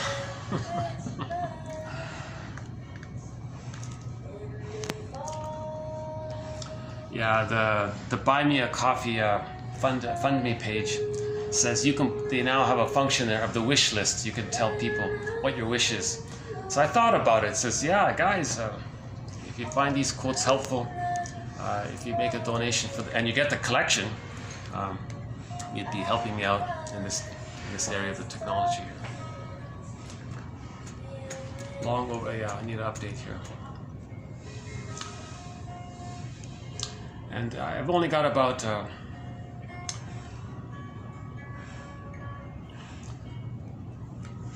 where are we here? Hold on a sec. Okay, when a couple fall for each other, there will be some kind of fit in the transference. Often we recognize in our partner a figure from our early life, be it a parent or a sibling. Oh yeah, I want to emphasize. I like this reminder here. Some younger siblings were mainly parented by an older sibling, and that's the one they have unfinished business with. Some others say, okay, look, older daughter, you take care of your younger brother here, and she can't do it properly, especially if that older daughter wasn't loved properly. She's going to be angry, take out her anger, displace her anger at the mother onto the child, younger one. So the younger son is going to be attracted to an emotionally abusive woman to reenact how the sister was emotionally abusive towards him. Or he identifies with the emotionally abusive sister, becomes the aggressor, sees his shamed self onto others, and he's going to be rude towards others to communicate that his sister was rude towards him. We always say the mother, maybe sometimes it's the sister, or maybe the brother, or some other family member. Yeah? So sometimes this can be understood as our attempt to revisit, revive a relationship, reenact, replay a relationship, and to make a better ending to what has been difficult in the past. So that's what we've been talking about here. Okay, so that's it. Yeah, so that's good. So that's all of that what you just heard comprises TQ. Oh, one more, a concluding one. The work of mourning that must accompany the shift. The work of mourning that must accompany the shift from the repetitive falling in love to real love and intimacy. So to make this shift from this falling in love, okay, meaning transference love, which isn't real love, to the authentic, abiding caritas, authentic thou, seeing the person as a full person, knowing their history, and knowing their story, and knowing their feelings, and where they're stuck, and what they're dealing with, and how they're trying to heal. Maybe they're reenacting. So seeing the fullness of them Okay, and you're sharing the journey of healing together. That's more the love. That's more in the area of real love and intimacy. But in the transference love, you don't see the person in their full totality. You're just seeing them as a symbolic breast, and you're wanting to get something from them. So the work of mourning, that's what's involved to make the shift from transference love to genuine love. Yeah, so they're setting up for some function down here. Boy, oh boy, there are functions all over the place, conferences and things. Yeah, it's pretty. Oh yeah, it's Christmas, right? What is it? December 18th here. Is that it? Maybe. All right, so that's TQ 2435. A very strong quote. A lot of great material in this one. I think if there's going to be referencing to it in the future, someone might have to say A, B, C for each of the ones here. I haven't even counted. Yeah, let's count it up here. So what is it? 1, 2, 3, 4, 5, 6, 7, 8, 9, 10, 12, 13, 14, 15, 16, 17, 18, 19, 20, 21, 22, 23, 24. Yeah, so 24 parts. Okay. So I might have to 24 parts. Huh? So we could say, TQ 2435. The first part A or no, part 1. Yeah, 24. Okay, 2435, and then point 1. That'd be the first quote in it, maybe like that. Down up to point 24. Or the letters. Do it alphabetically. 24. Anyways, we can find it. If we're talking about a quote, we can find it easily. Okay, now let's move on to the next batch, which will comprise 2436. But this next batch is sort of all over the place. It's an assortment of quotes. So the one we just did focused on the symbiosis, the unmet symbiosis. This one is sort of a variety of ideas in the general area of falling in love. So there's some overlap here, but that's okay.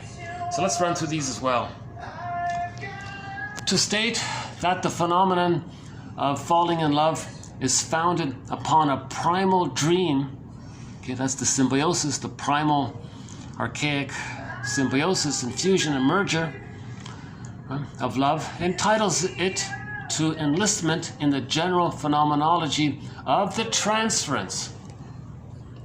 So we're just making the link there that falling in love is a form of transference. It's a form of reenacting the past and the present, trying to get a better past. So transference is a re-experiencing of early relational stories, or falling in love is a re-experiencing of early relational stories. Obviously a painful one, right? Falling in love repeats the infantile stories. Falling in love, being inevitably subject to disillusionment, may be allowed to lapse in favor of the adventure of getting to know one's love object more deeply and truly. So there's the maturity of it all. The person says, I fell in love with you, but I hadn't a clue who you really are. Now I want to get to really know who you are. So that's moving to the shift, making the shift there. But you got to accept the disillusionment, the reality of them. And if the other one's doing the same thing, then it's okay. The falling in love brought them together, and then they begin the journey of knowing each other. Then they can shift to loving each other. Loving each other, you see the person as a subject, as a person with feelings. But in the falling in love phase, you're not really doing that. You're just basing it on fantasy. And we played the song yesterday. Falling in love with love is falling in love with make-believe. You're not really seeing who they are. Could it be said then that love is indeed rooted in a two-person psychology, perhaps its peak development, whereas falling in love, quite another matter, is in a certain sense closer to a one-person psychology, with the proviso that these two psychologies are themselves complementary and interactive. So in mature love, it's thou, thou. It's I'm okay, you're okay. But in the transference love, it's just about them. So one-person psychology, that's what it means. That's the narcissist. That's why they refer to falling in love as a narcissistic endeavor, because you're not seeing them for their full subjectivity. Okay, so there are several quotes. We have a couple here where they refer to falling in love as really a narcissistic endeavor.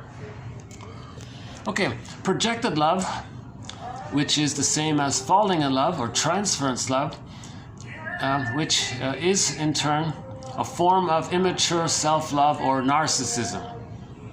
Okay, so you're just falling in love with what you need, you're falling in love with the fantasy of what you need. So there's the narcissism. Falling in love is not voluntarily chosen.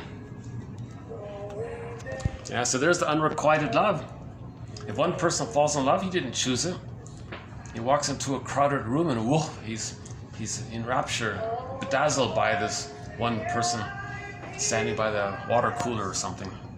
You know, he didn't choose it consciously. It just happened from his unconscious. The puppet master did it. The puppet master chose it. Hey, look, that person at the water cooler is a resemblance to the mother. Let's bring all this emotion up, and let's let him feel what we're feeling. So it's not voluntarily chosen. But the other person, it might not return it, right? So, and you hope the other person can say, hey, why don't you fall in love with me? If that person is healthy, they're not going to do it. Now, if that person is dysfunctional, they'll only fall in love with someone who approximates their parent. Now, if it happens for the two of them, then they both fall into this madness.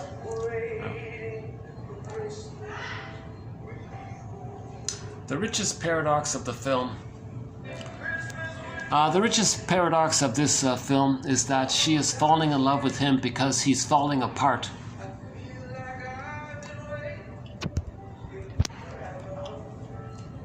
Yeah, so maybe he's regressing, he's falling apart, so he's regressing. So he looks like he's looking for the symbiosis. So maybe she's drawn to that. So there's this movie where the guy was all stressed out, falling apart, and the woman there fell in love with him because of that. So maybe the paradox is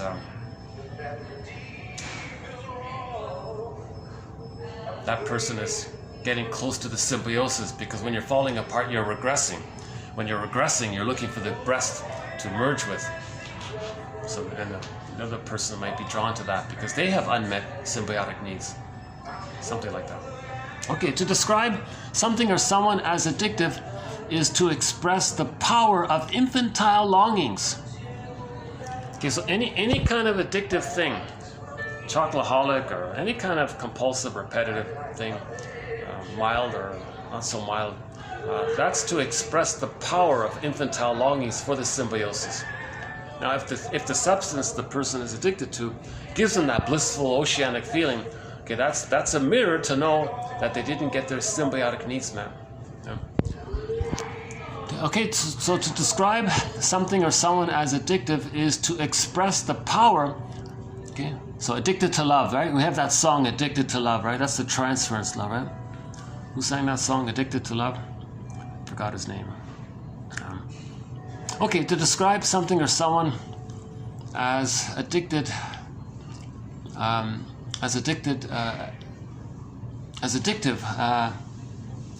is to express the power of infantile longings and the emergence of an archaic split between exciting and persecutory objects. The breast was very exciting for the baby, but then it was rejecting.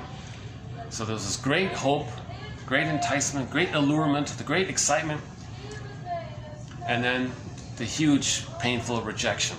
So the excitement and the rejection go hand in hand. This is a point that Favour makes. So in the falling in love thing, is this infantile longing. Now you're attracted to someone who once tantalized you but rejected you.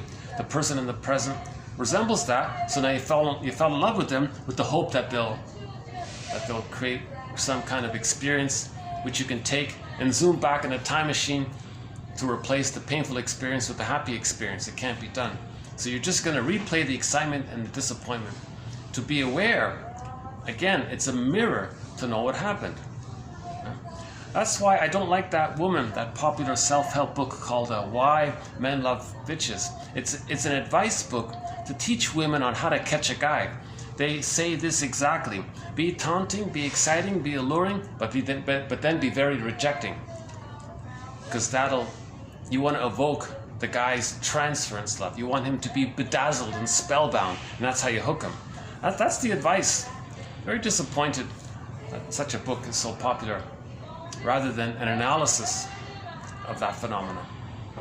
So if someone could write a book to analyze that, and that becomes a bestseller, okay, great, now we're getting somewhere. Rather than this trick on how to trick people. Because the woman who wants to trick the man and have him and henpeck him and have him at her beck and call, that's her trauma. Is she wants the husband, to be the good breast. And I think in the book she said, oh yeah, the husband's just an ATM machine, and the money is the mother. That's all she wanted, the stability of the guy's funds or something. She didn't care about him, didn't matter anything about him. You see, so to get that arrangement, the advice book said, you want to catch a guy, okay, be a little seductive, and then reject. And do it again and again. Each time they're allured, reject. You're trying to replay what happened at the nursing, at the breast. So the woman is trying to replay what happened to the guy at the breast. Right? The baby at the breast was excited and then rejected. I need the comfort. The mother said, not now, and then rejected. That kind of thing. So that's a trauma. When there's trauma, we reenact it. So the guy is going to choose a woman who's going to reenact it.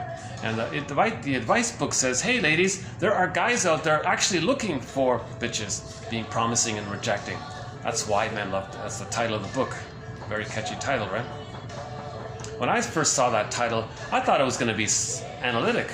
Oh my God, this is just some, like one of these like magazine articles.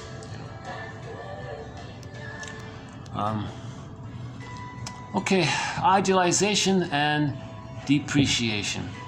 Unrealistic fantasies. Projections of unacceptable parts of oneself. The inability to tolerate ambivalence or the imperfections in others. These are examples of the problems some individuals experience in establishing loving ties to others. In falling in love, symbiotic wishes to merge become strong. But as Mahler has pointed out, the reawakened symbiotic wishes for oneness also reawaken the fear of the engulfing mother, hence creating some kind of conflict. Right. Oh no! Oh my God! This song that's playing right now by Dolly Parton, you're not gonna hear me. I have to block this segment out. Oh my goodness. I wonder if... You see, I had this exact issue. This exact song... Now you're not hearing me now, are you? Okay, did it... Okay, let me just... Okay, the song is over. To the person who might be watching this video, what happened was a forbidden copyrighted song was playing overhead in the speaker. So all the time I was speaking, so this sudden trimming out took place because I had to go back and trim out a segment. And I didn't realize at the time of speaking that the copyrighted song was playing. Now it just ended, now you can hear me again. But for the past 4 minutes, I don't think you heard it. So let me redo the past 2 quotes at least, so we'll get some of it back. Okay. Okay, to describe something or someone as addictive is to express the power of infantile longings. Oh my God. Is this song now also forbidden? Maybe. Oh my God. Maybe a lot of this video you're not going to hear. No, I think this song is okay. It's an old song, right? But that Dolly Parton song, I know from previous experience, I have to trim out. So let's just assume this one will be okay. So I want to replay what I just said during the Dolly Parton song, so that now we can have it. So the quotes we just did that you didn't hear, let's do it again here. To describe something or someone as addictive is to express the power of infantile longings and the emergence of an archaic split between exciting and persecutory objects. And I went on this little rant about why I don't like that book called Why Men Love Bitches, because it's an advice book teaching women on how to catch a guy. And it said, dear ladies, you want to catch a guy? Act like the disappointing breast. First, the breast was promising and alluring and exciting and tantalizing for the baby, but then there was a rejection. Replay that, and a guy will fall head over heels for you because you're presenting yourself as the rejecting mother, the tantalizing rejecting mother, and they'll fall in love with you. You'll hook them, and now you can control them. And now your trauma is that you didn't have stability with the mother, but the guy, now you can control him, and now you can make him to be stable for you, and he can be your, I think she said, or something similar to what she said, somebody said something similar, was he's going to be your ATM machine, and all you care about is the money, because money means mother in the unconscious, and that's what you want. You want the stability of his paying for things. And the guy is not treated as a person in his own right, and the woman doing this is reenacting and trying to get a better outcome for how she didn't get the stability and nurturance of the safe, stable breast when she herself was a child. So she wants to reenact that and get a better outcome. So she wants to trick the guy so she can control him and have a better result, even though it's only in fantasy. Disappointing book. I really don't like this book. I was saying before that it's very disappointing that such a book would be so popular. But if there could be a follow-up book talking about the psychoanalysis of what she's talking about, and that book becomes popular, that's encouraging. So someone needs to write a psychoanalysis of what she was, of that tip book, of that advice book. Her book is more like an advice column that you might find in a magazine. Uh-oh. Every time I hear Dolly Parton, I'm worried it's not going to get... I better stop talking. I gotta confess, I'm a little tired of these constant, non-stop old Christmas songs. I don't know why. Okay, next one here. Idealization and depreciation. Unrealistic fantasies. Projections of unacceptable parts of oneself. The inability to tolerate ambivalence or the imperfection in others. These are examples of the problems that some individuals experience in establishing loving ties to others. Next one here. In falling in love, symbiotic wishes to merge become strong. But as Mahler has pointed out, the reawakened symbiotic wishes for oneness also reawaken the fear of the engulfing mother, hence creating conflict. Let's move on here. The real characteristics of the love object need not play a significant role in falling in love. Yeah, no kidding. The person doesn't want to know the truth of the person.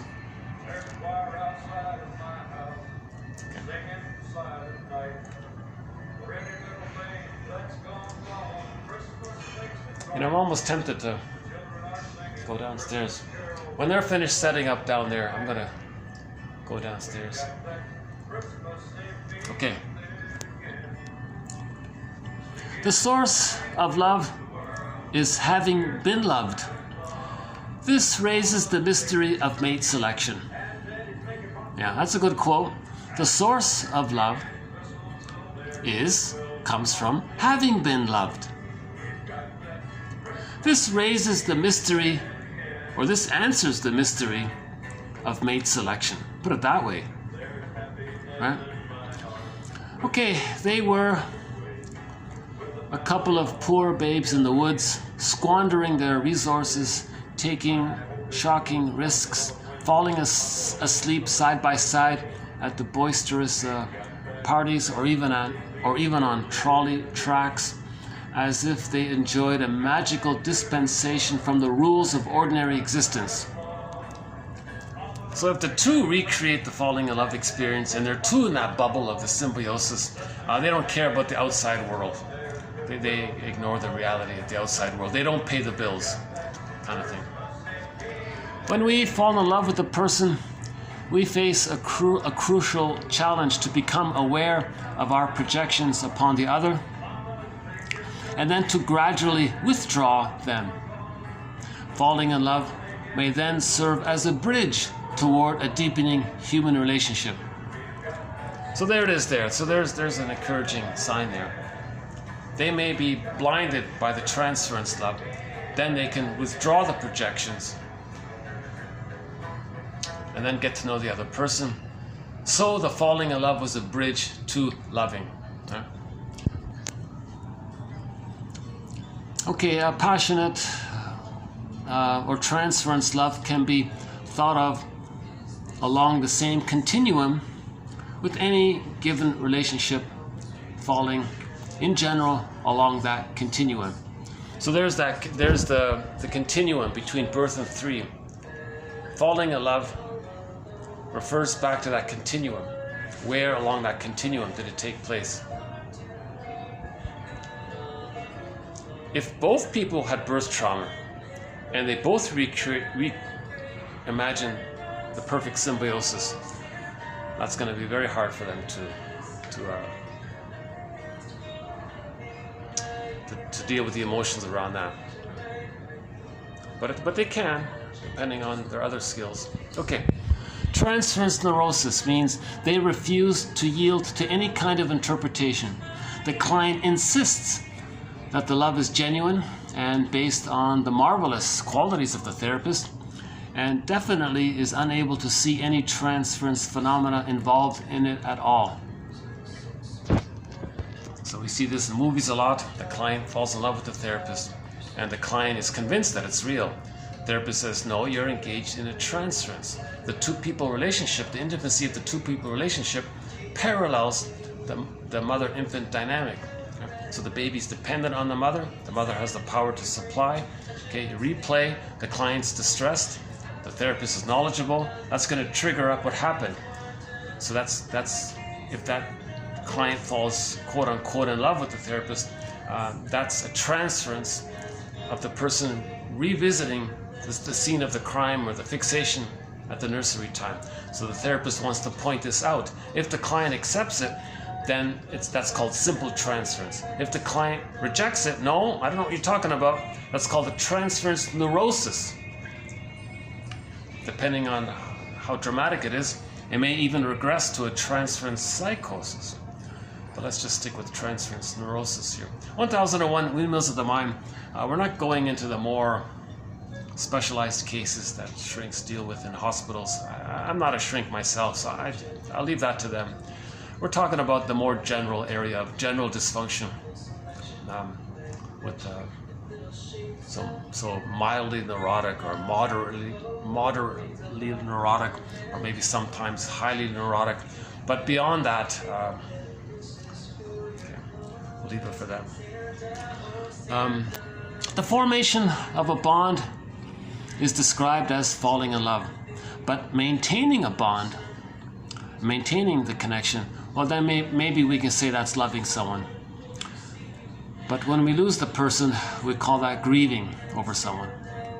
Coming to terms with the discrepancies between their perception of the chosen and usually briefly idealized love object, for such is falling in love, and the actual characteristics of that same love object, which begins to become apparent. So we got to come to terms with the huge difference I thought you were this. I thought you're the real deal. Oh my God, you're even worse than my mother. So there's the huge discrepancy there. How do we come to terms with all this? Falling in love with me, which meant that she had developed a new kind of transference relationship, says the therapist, regarding the client. Next one here. All of us tend to project. Okay, this topic of the ego ideal, I'm going to save it for next time here. So let's move on to the next one. It became apparent that when he falls in love with women needing rescue, he is also falling in love with his wounded inner child. Something like that. Okay, next one here. Okay, Robert Bach wrote back in 1953 that falling in love is the inevitable consequence of major object law. Okay, there's the melancholy. Now let's save these topics of melancholia and the ego ideal. Let's save the jargon one for another video here. So let's just keep it more in the general area. So let's move on to the next one here.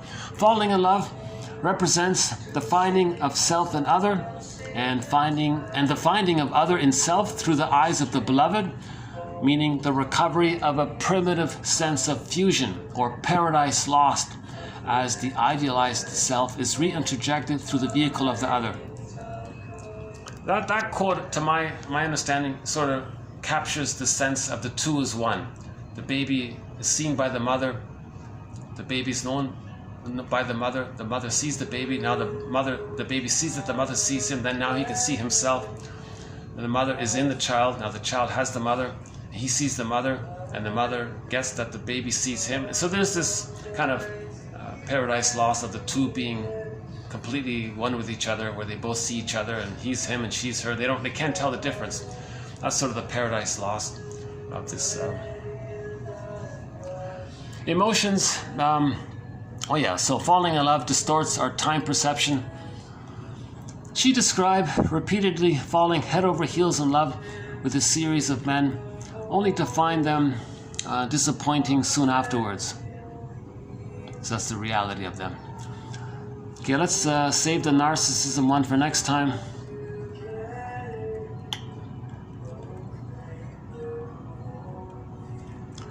Falling in love versus genuine love or abiding love, or just simply loving. The first one evokes the infantile. Okay, the abiding love demands maturity. Falling in love may lead to abiding love, but to paraphrase from another context, there is no royal road from one to the other. So she's saying it can be done, but there's no clear pathway. How do we graduate from the infantile stage of falling in love? How do we suddenly graduate to mature love? Is there a clear road? So there's no clear road. The road is mourning, but that mourning road is not a clear road. Everybody's mourning road is going to be unique for each person. How does a person mourn who should have been there? How do you mourn someone that was meant to be there? How do you mourn that loss if you never even knew that person? But you got to mourn that imaginary person that should have been there, says Bruce Brody. How to what degree can you honor your parents, meaning understand and appreciate what they went through? How much do you got to know about them to have some compassion and understanding for their situation, which then facilitates mourning? Because when you realize they couldn't offer the love, when the person realizes that they were betrayed by the mother, so the truth will set you free. You'll be upset about that. So everyone's going to have a different pathway in this area. So there's no clear-cut road between infantile transference love and genuine, mature, abiding, loving love. That's more or less describing the second journey of midlife. The second journey of midlife is going to be unique for each person. The second journey of midlife is sometimes called man's main task is to give psychological birth to himself if he didn't get it naturally. I think the caffeine is kicking in. You see me sort of a little more anxious.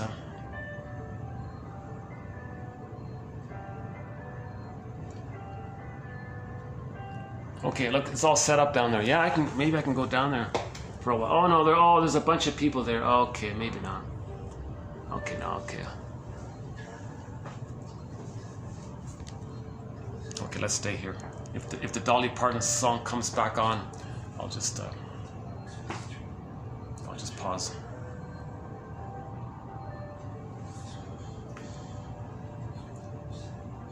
There's no royal road to the psychological birth. There's no clear. That's the thing about the dark woods, right? In the middle of life, I found myself in the dark woods with no road. Right? That's a famous quote by Milton or Goethe or somebody. At the middle of life, I found myself in a dark forest with no road. There is no road. There's no clear-cut road. Now we get inspiration from fairy tales because they discuss this road. You got to face how you were enraged. That's the scary creatures in the fairy tales. You got to face that. These scary animals or these devouring monster characters in myths and fairy tales, they're symbols to describe and lead back to the baby's rage. They're not external characters. They're metaphysical imaginings containing the person's projections. So you got to face how you were enraged at the mother not meeting their needs as a baby. Okay? So these scary creatures in myths and fairy tales, they're not actual creatures. They're metaphysical imaginings from the pictorial imagining world of the baby. Right? And these images are created by the feelings.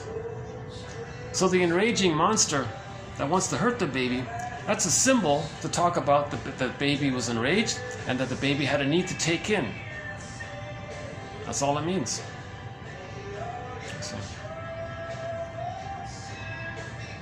So one helpful source of this road to the psychological birth, or the road from transference love to genuine love, can be described in Chinnen's 4 books. Alan Chinnen read through 7,000 plus fairy tales and identified 50 of them that represents the midlife audit, called the second journey of midlife.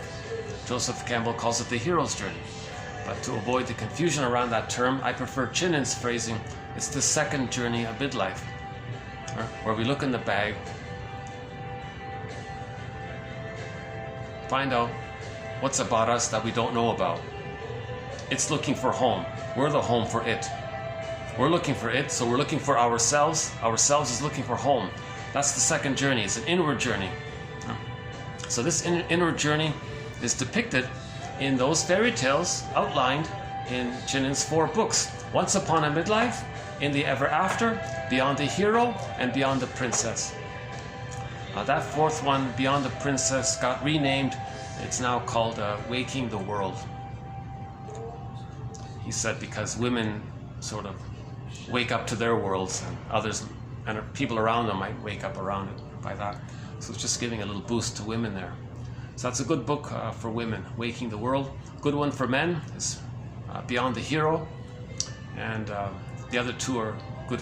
And all 4 books are good for both people. Next one here. There is growing evidence that men's criteria for falling in love are determined at a very early age by facial proportions, by the facial proportions of their mothers and sisters. Huge question mark. I don't know. But I'm reminded of a self-help author who had a picture of his wife and his mother. And oh my God, the wife just looked like the mother. So of course the wife had similar facial proportions to his mother. And it was a narcissistic transference love, because the wife approximates the mother. But maybe he focuses on the facial proportions. Is that what it is? The facial proportions? Is that what draws people to it? So this is a question mark here by C. Strenger. Don't know anything about him. Next one here. The falling in love experience has a parallel with the first love between mother and baby. In the early days of making a match, idealization is necessary. Of course. So the baby idealizes and worships the breast, right? The goddess breast mother.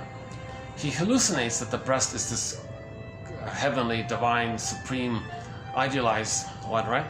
So religion is a mirror of that, right? So in falling in love, the other person, you have some of that. Oh, that person's amazing. So there's a parallel there.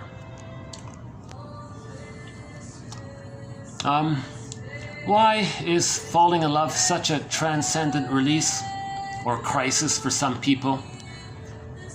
The transcendent release is you got back the bliss, but maybe it's a crisis because the bliss was painful. The baby was in a negative symbiosis with the mother. So if they recreate it, there's the crisis. If the baby had a positive symbiosis, but it wasn't sufficient, and they got back to it, they revived it, they got back that transcendent release, this blissful heavenly feeling, the transcendent beyond themselves, into this dual unity which is above them, right? Above him.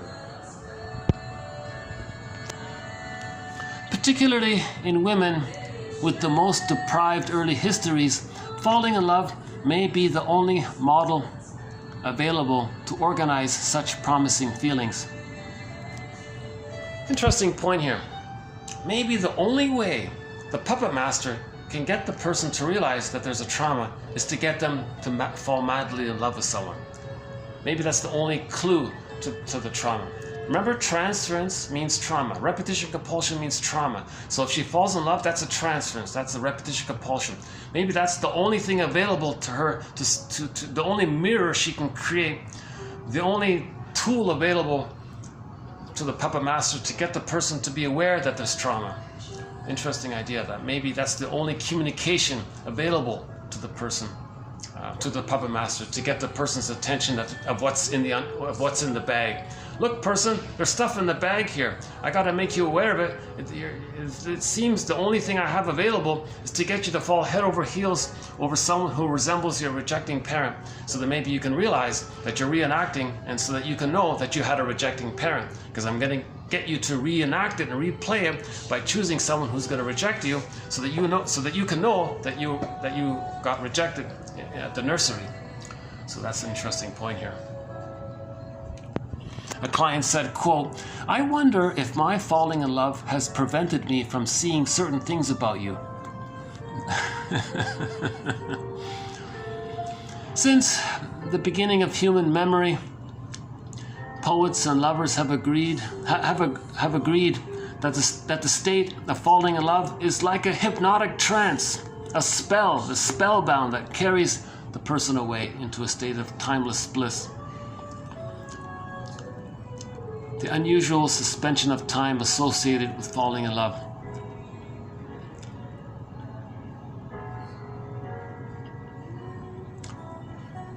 Falling in love contains fusional fantasies, but the dividing line between normality and pathology always lies with the degree of indispensability involved. My understanding of this is that if the person just falls in love once, twice, maybe 3 times in their life, that's sort of normal. If it's more than that, or way more than that, that's the sign of the severe trauma. The phenomena of love at first sight suggests that falling in love is based, to some extent, in the lover's fantasy about who this unknown person is.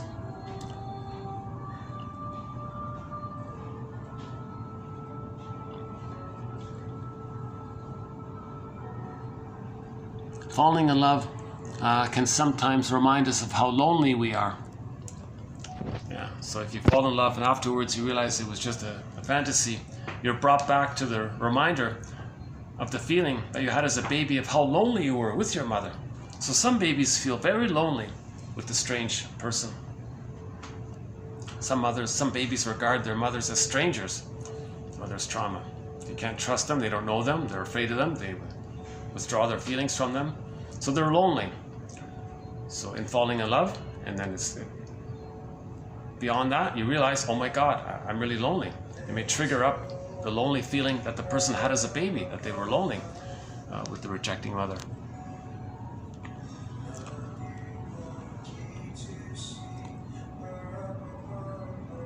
Ba-rum-ba-bum. Wow. This reminds me of Bob Seger's song, Little Drummer Boy. He has my favorite version of this song, The Little Drummer Boy, is the one by Bob Seger. Oh my God, I haven't heard that song in decades or something.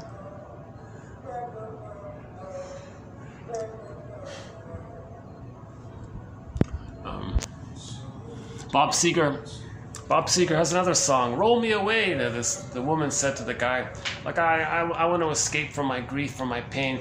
I just want to hop on your bicycle. Just take off, will you? Just take me some other town. Roll me away. Something like that. Bob Seger. Yeah, we haven't played any songs by Bob Seger. Maybe we'll do so. He's got a pretty good song called Turn the Page. I like the live one, the Turn the Page. On a long and lonesome highway east of Omaha.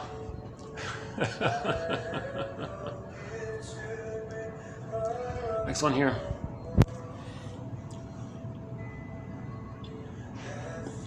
Becoming part of a couple in itself, particularly if there is a falling in love stage, can easily recreate, or if the primary relationship was impaired, create for the first time a feeling of dyadic bliss.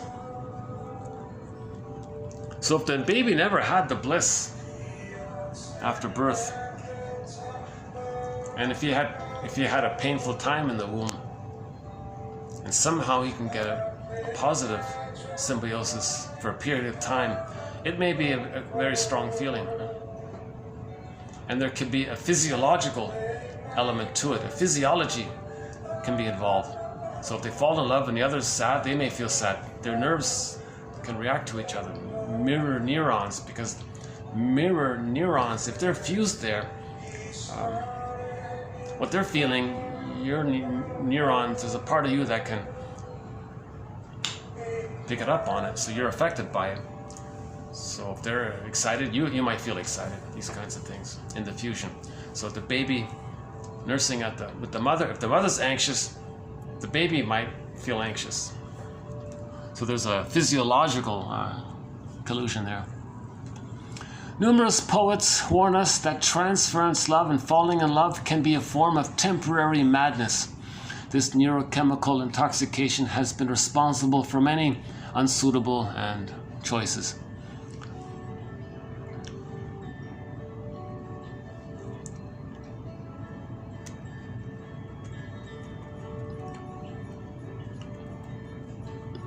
I think that's mainly it for today then. Yeah. Experience suggests that secure individuals do not settle down with very troubled partners. Equally, a very insecure person is not interested in a healthy person. An insecure person is often drawn to another traumatized, insecure person, rather than to someone who is comfortable with themselves. Because the healthy person doesn't remind them of the dysfunctional, painful mother, so they're not interested in them. You think they should be interested in them, but no, there's no attraction to them. The attraction is, does the person in the present, are they dysfunctional enough to remind them of the dysfunctional parent? Then you're excited. So dysfunctional people, emotionally wounded people, are going to choose other emotionally wounded people, because there's that familiarity there, and to return and get a better outcome for the past. And it reminds you of home, but this time you want to get a better outcome for the past.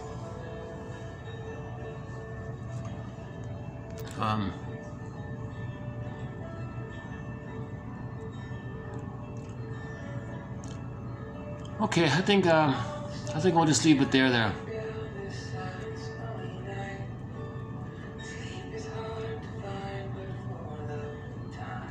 Falling in love with love is falling for make-believe. Why don't we play that song again?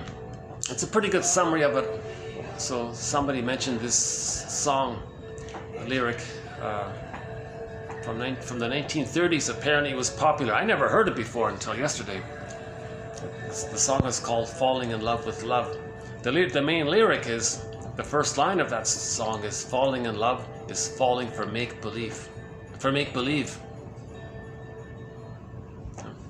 So why don't we start to wind down this video. So let's play that song here. This is one sung by the famous actress Julie Andrews, the woman who played Mary Poppins, right?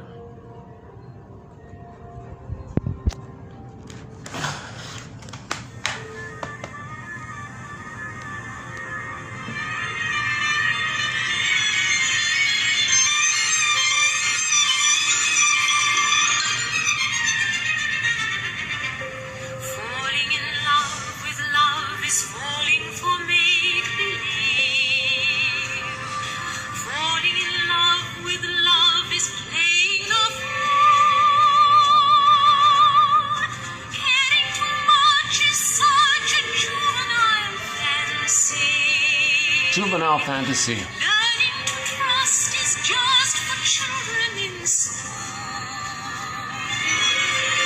I fell in love with love one night when the moon was full.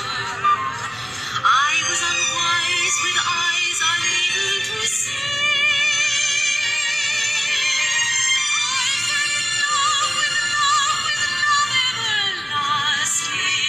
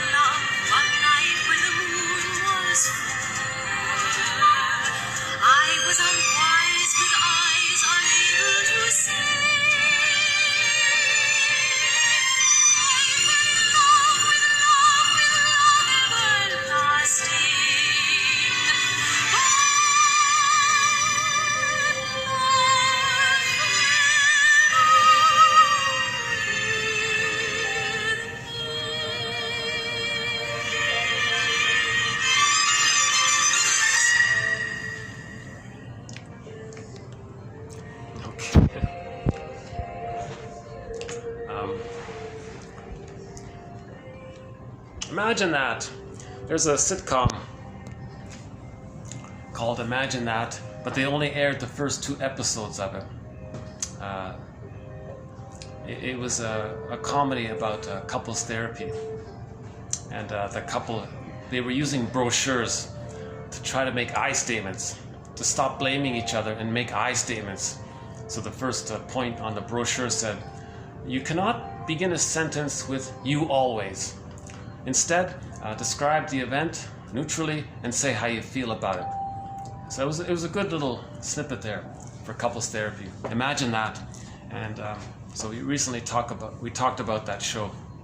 And I'm wondering if it's based on the Patsy Cline song, Imagine That. So maybe we'll play that as well, huh? Imagine that. Imagine me still loving you. Okay, I'm going to say there's 2 possible interpretations of this. If she's talking about transference, love, she says, imagine that, I'm always hooked in, I'm always going to stay, I can't leave. Imagine that, right? I can't help it, I spent my life loving you. Imagine that. What's wrong with me? Ain't that a laugh, she said. So there's that kind of feeling of pain around it. Imagine that. So that's maybe, she might be talking about transference, love. Or, let's possibly consider she might be talking about a more genuine love, where she's saying to the guy, hey look, I'm not the rejecting mother, I'm different. Imagine that. I'm not going to leave you. Imagine that. See me in the present. Right? So it can go both ways. But chances are most romantic songs are about transference love. They almost all are. And yeah, I remember in the sitcom Imagine That. In the sitcom Imagine That, there was one little joke about how love songs never talk about loving, just genuine loving. They only talk about this yearning and this pleading, this unrequited love and this waiting and this yearning, this hope, this dream for the, you know.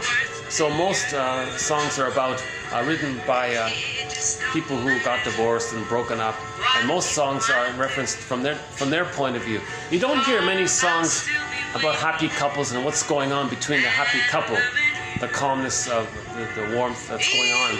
There are a few, but not too many.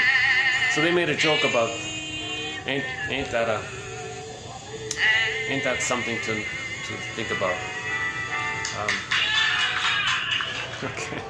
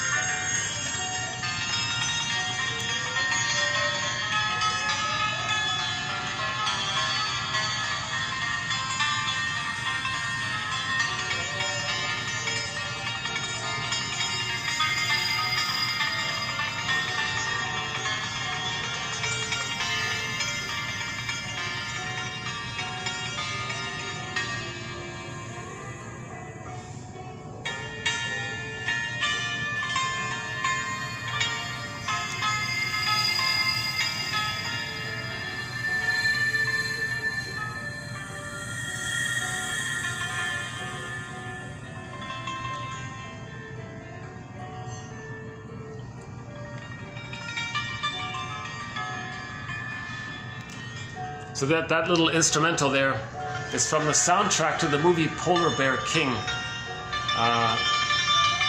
in reference to our discussion about the fairy tale, the White King Bear Valamon.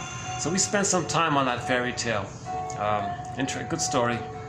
Robert Bly calls it a sacred story, and maybe so, right? So the young lady saw this white bear on the field playing with this golden reef, and she was drawn to it. Okay, that means she was drawn to the idea of being embodied with her. So the bear is a symbol for being connected to her body, her embodiment. The golden reef was the golden ball, the aliveness, vibrancy of emotions. So she wanted both her embodiment, that's her inner home, and when you're at home with yourself, you get your feelings.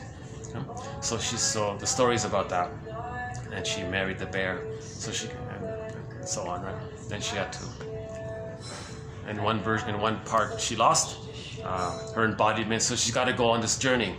So in one part of that story, the bear, Prince Bear, was zoomed into the other world, and she had to go to this other world on the second journey. So we saw her go on the second journey to get back her connection to herself. Our theme song, the 1001 Windmills of the Mind, is Katja Epstein's German translation or German version of the song Windmills of the Mind. So let's wrap it up here with our theme song.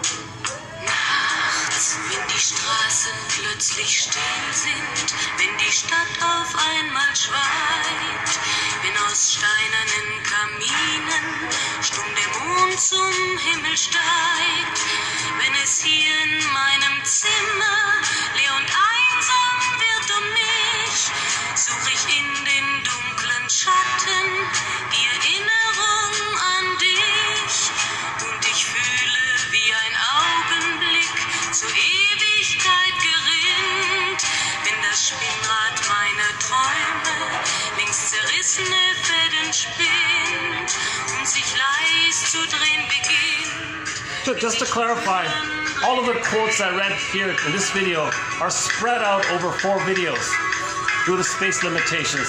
So the quotes can be found, you can find the quotes in the 4 videos here. 35, 6, 7, and 8. So some of the quotes you heard here today is in this video, some were in the last video, and the remaining will be in the next 2 videos.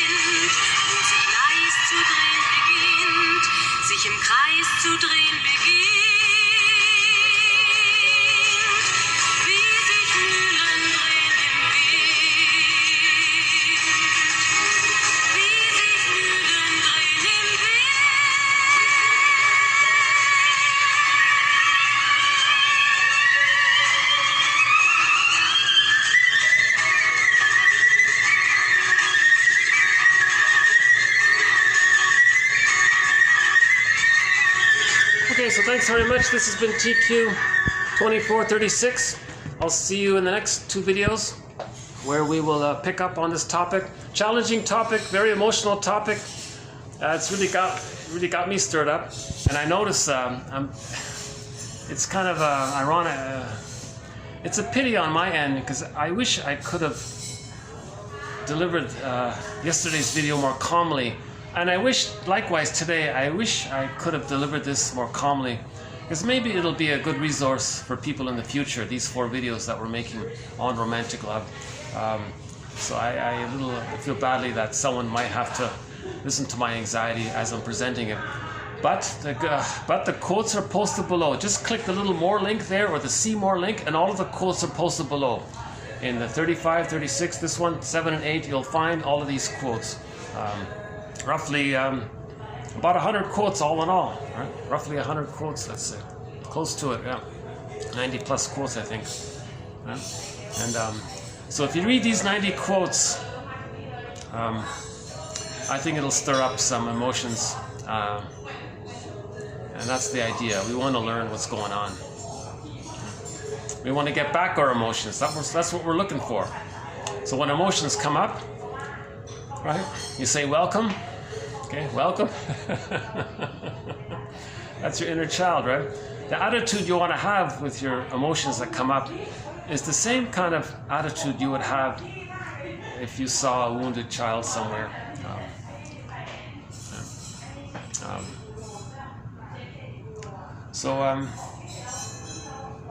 Yeah, I wonder if I want to take a peek at this little venue here.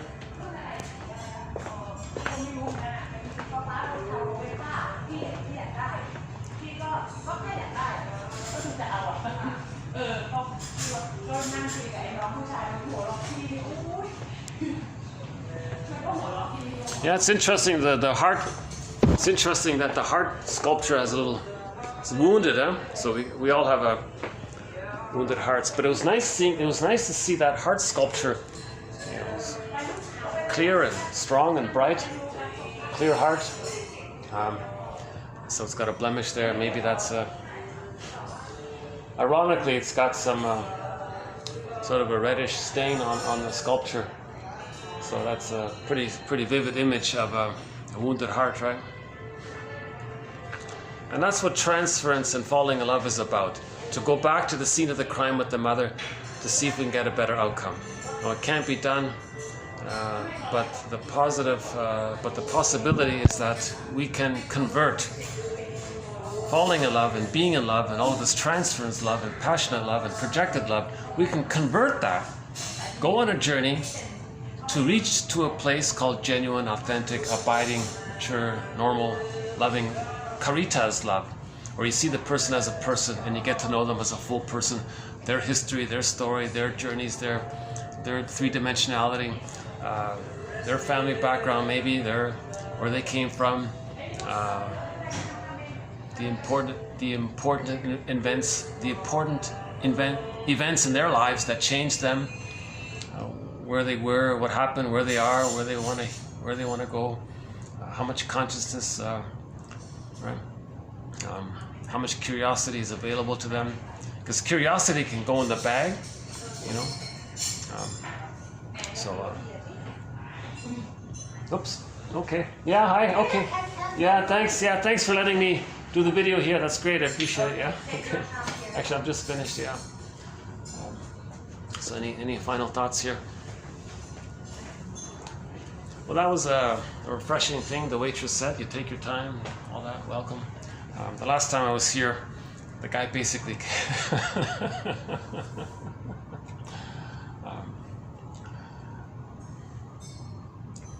yes, I've been bouncing around these 3 hotels. I've tried other hotels. There are no. It's hard to find hotels where there's some space that I might be able to do a video in. In particular, okay. Pretty Lady. Okay, let's end up on a happy pop song. A song called Pretty Lady by the band Lighthouse.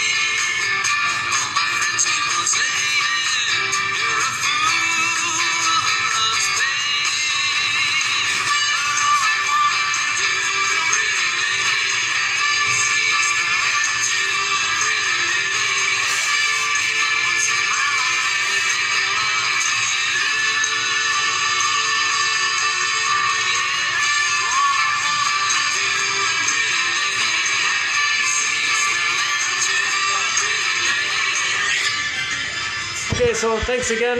I'll see you in the next video. Bye for now.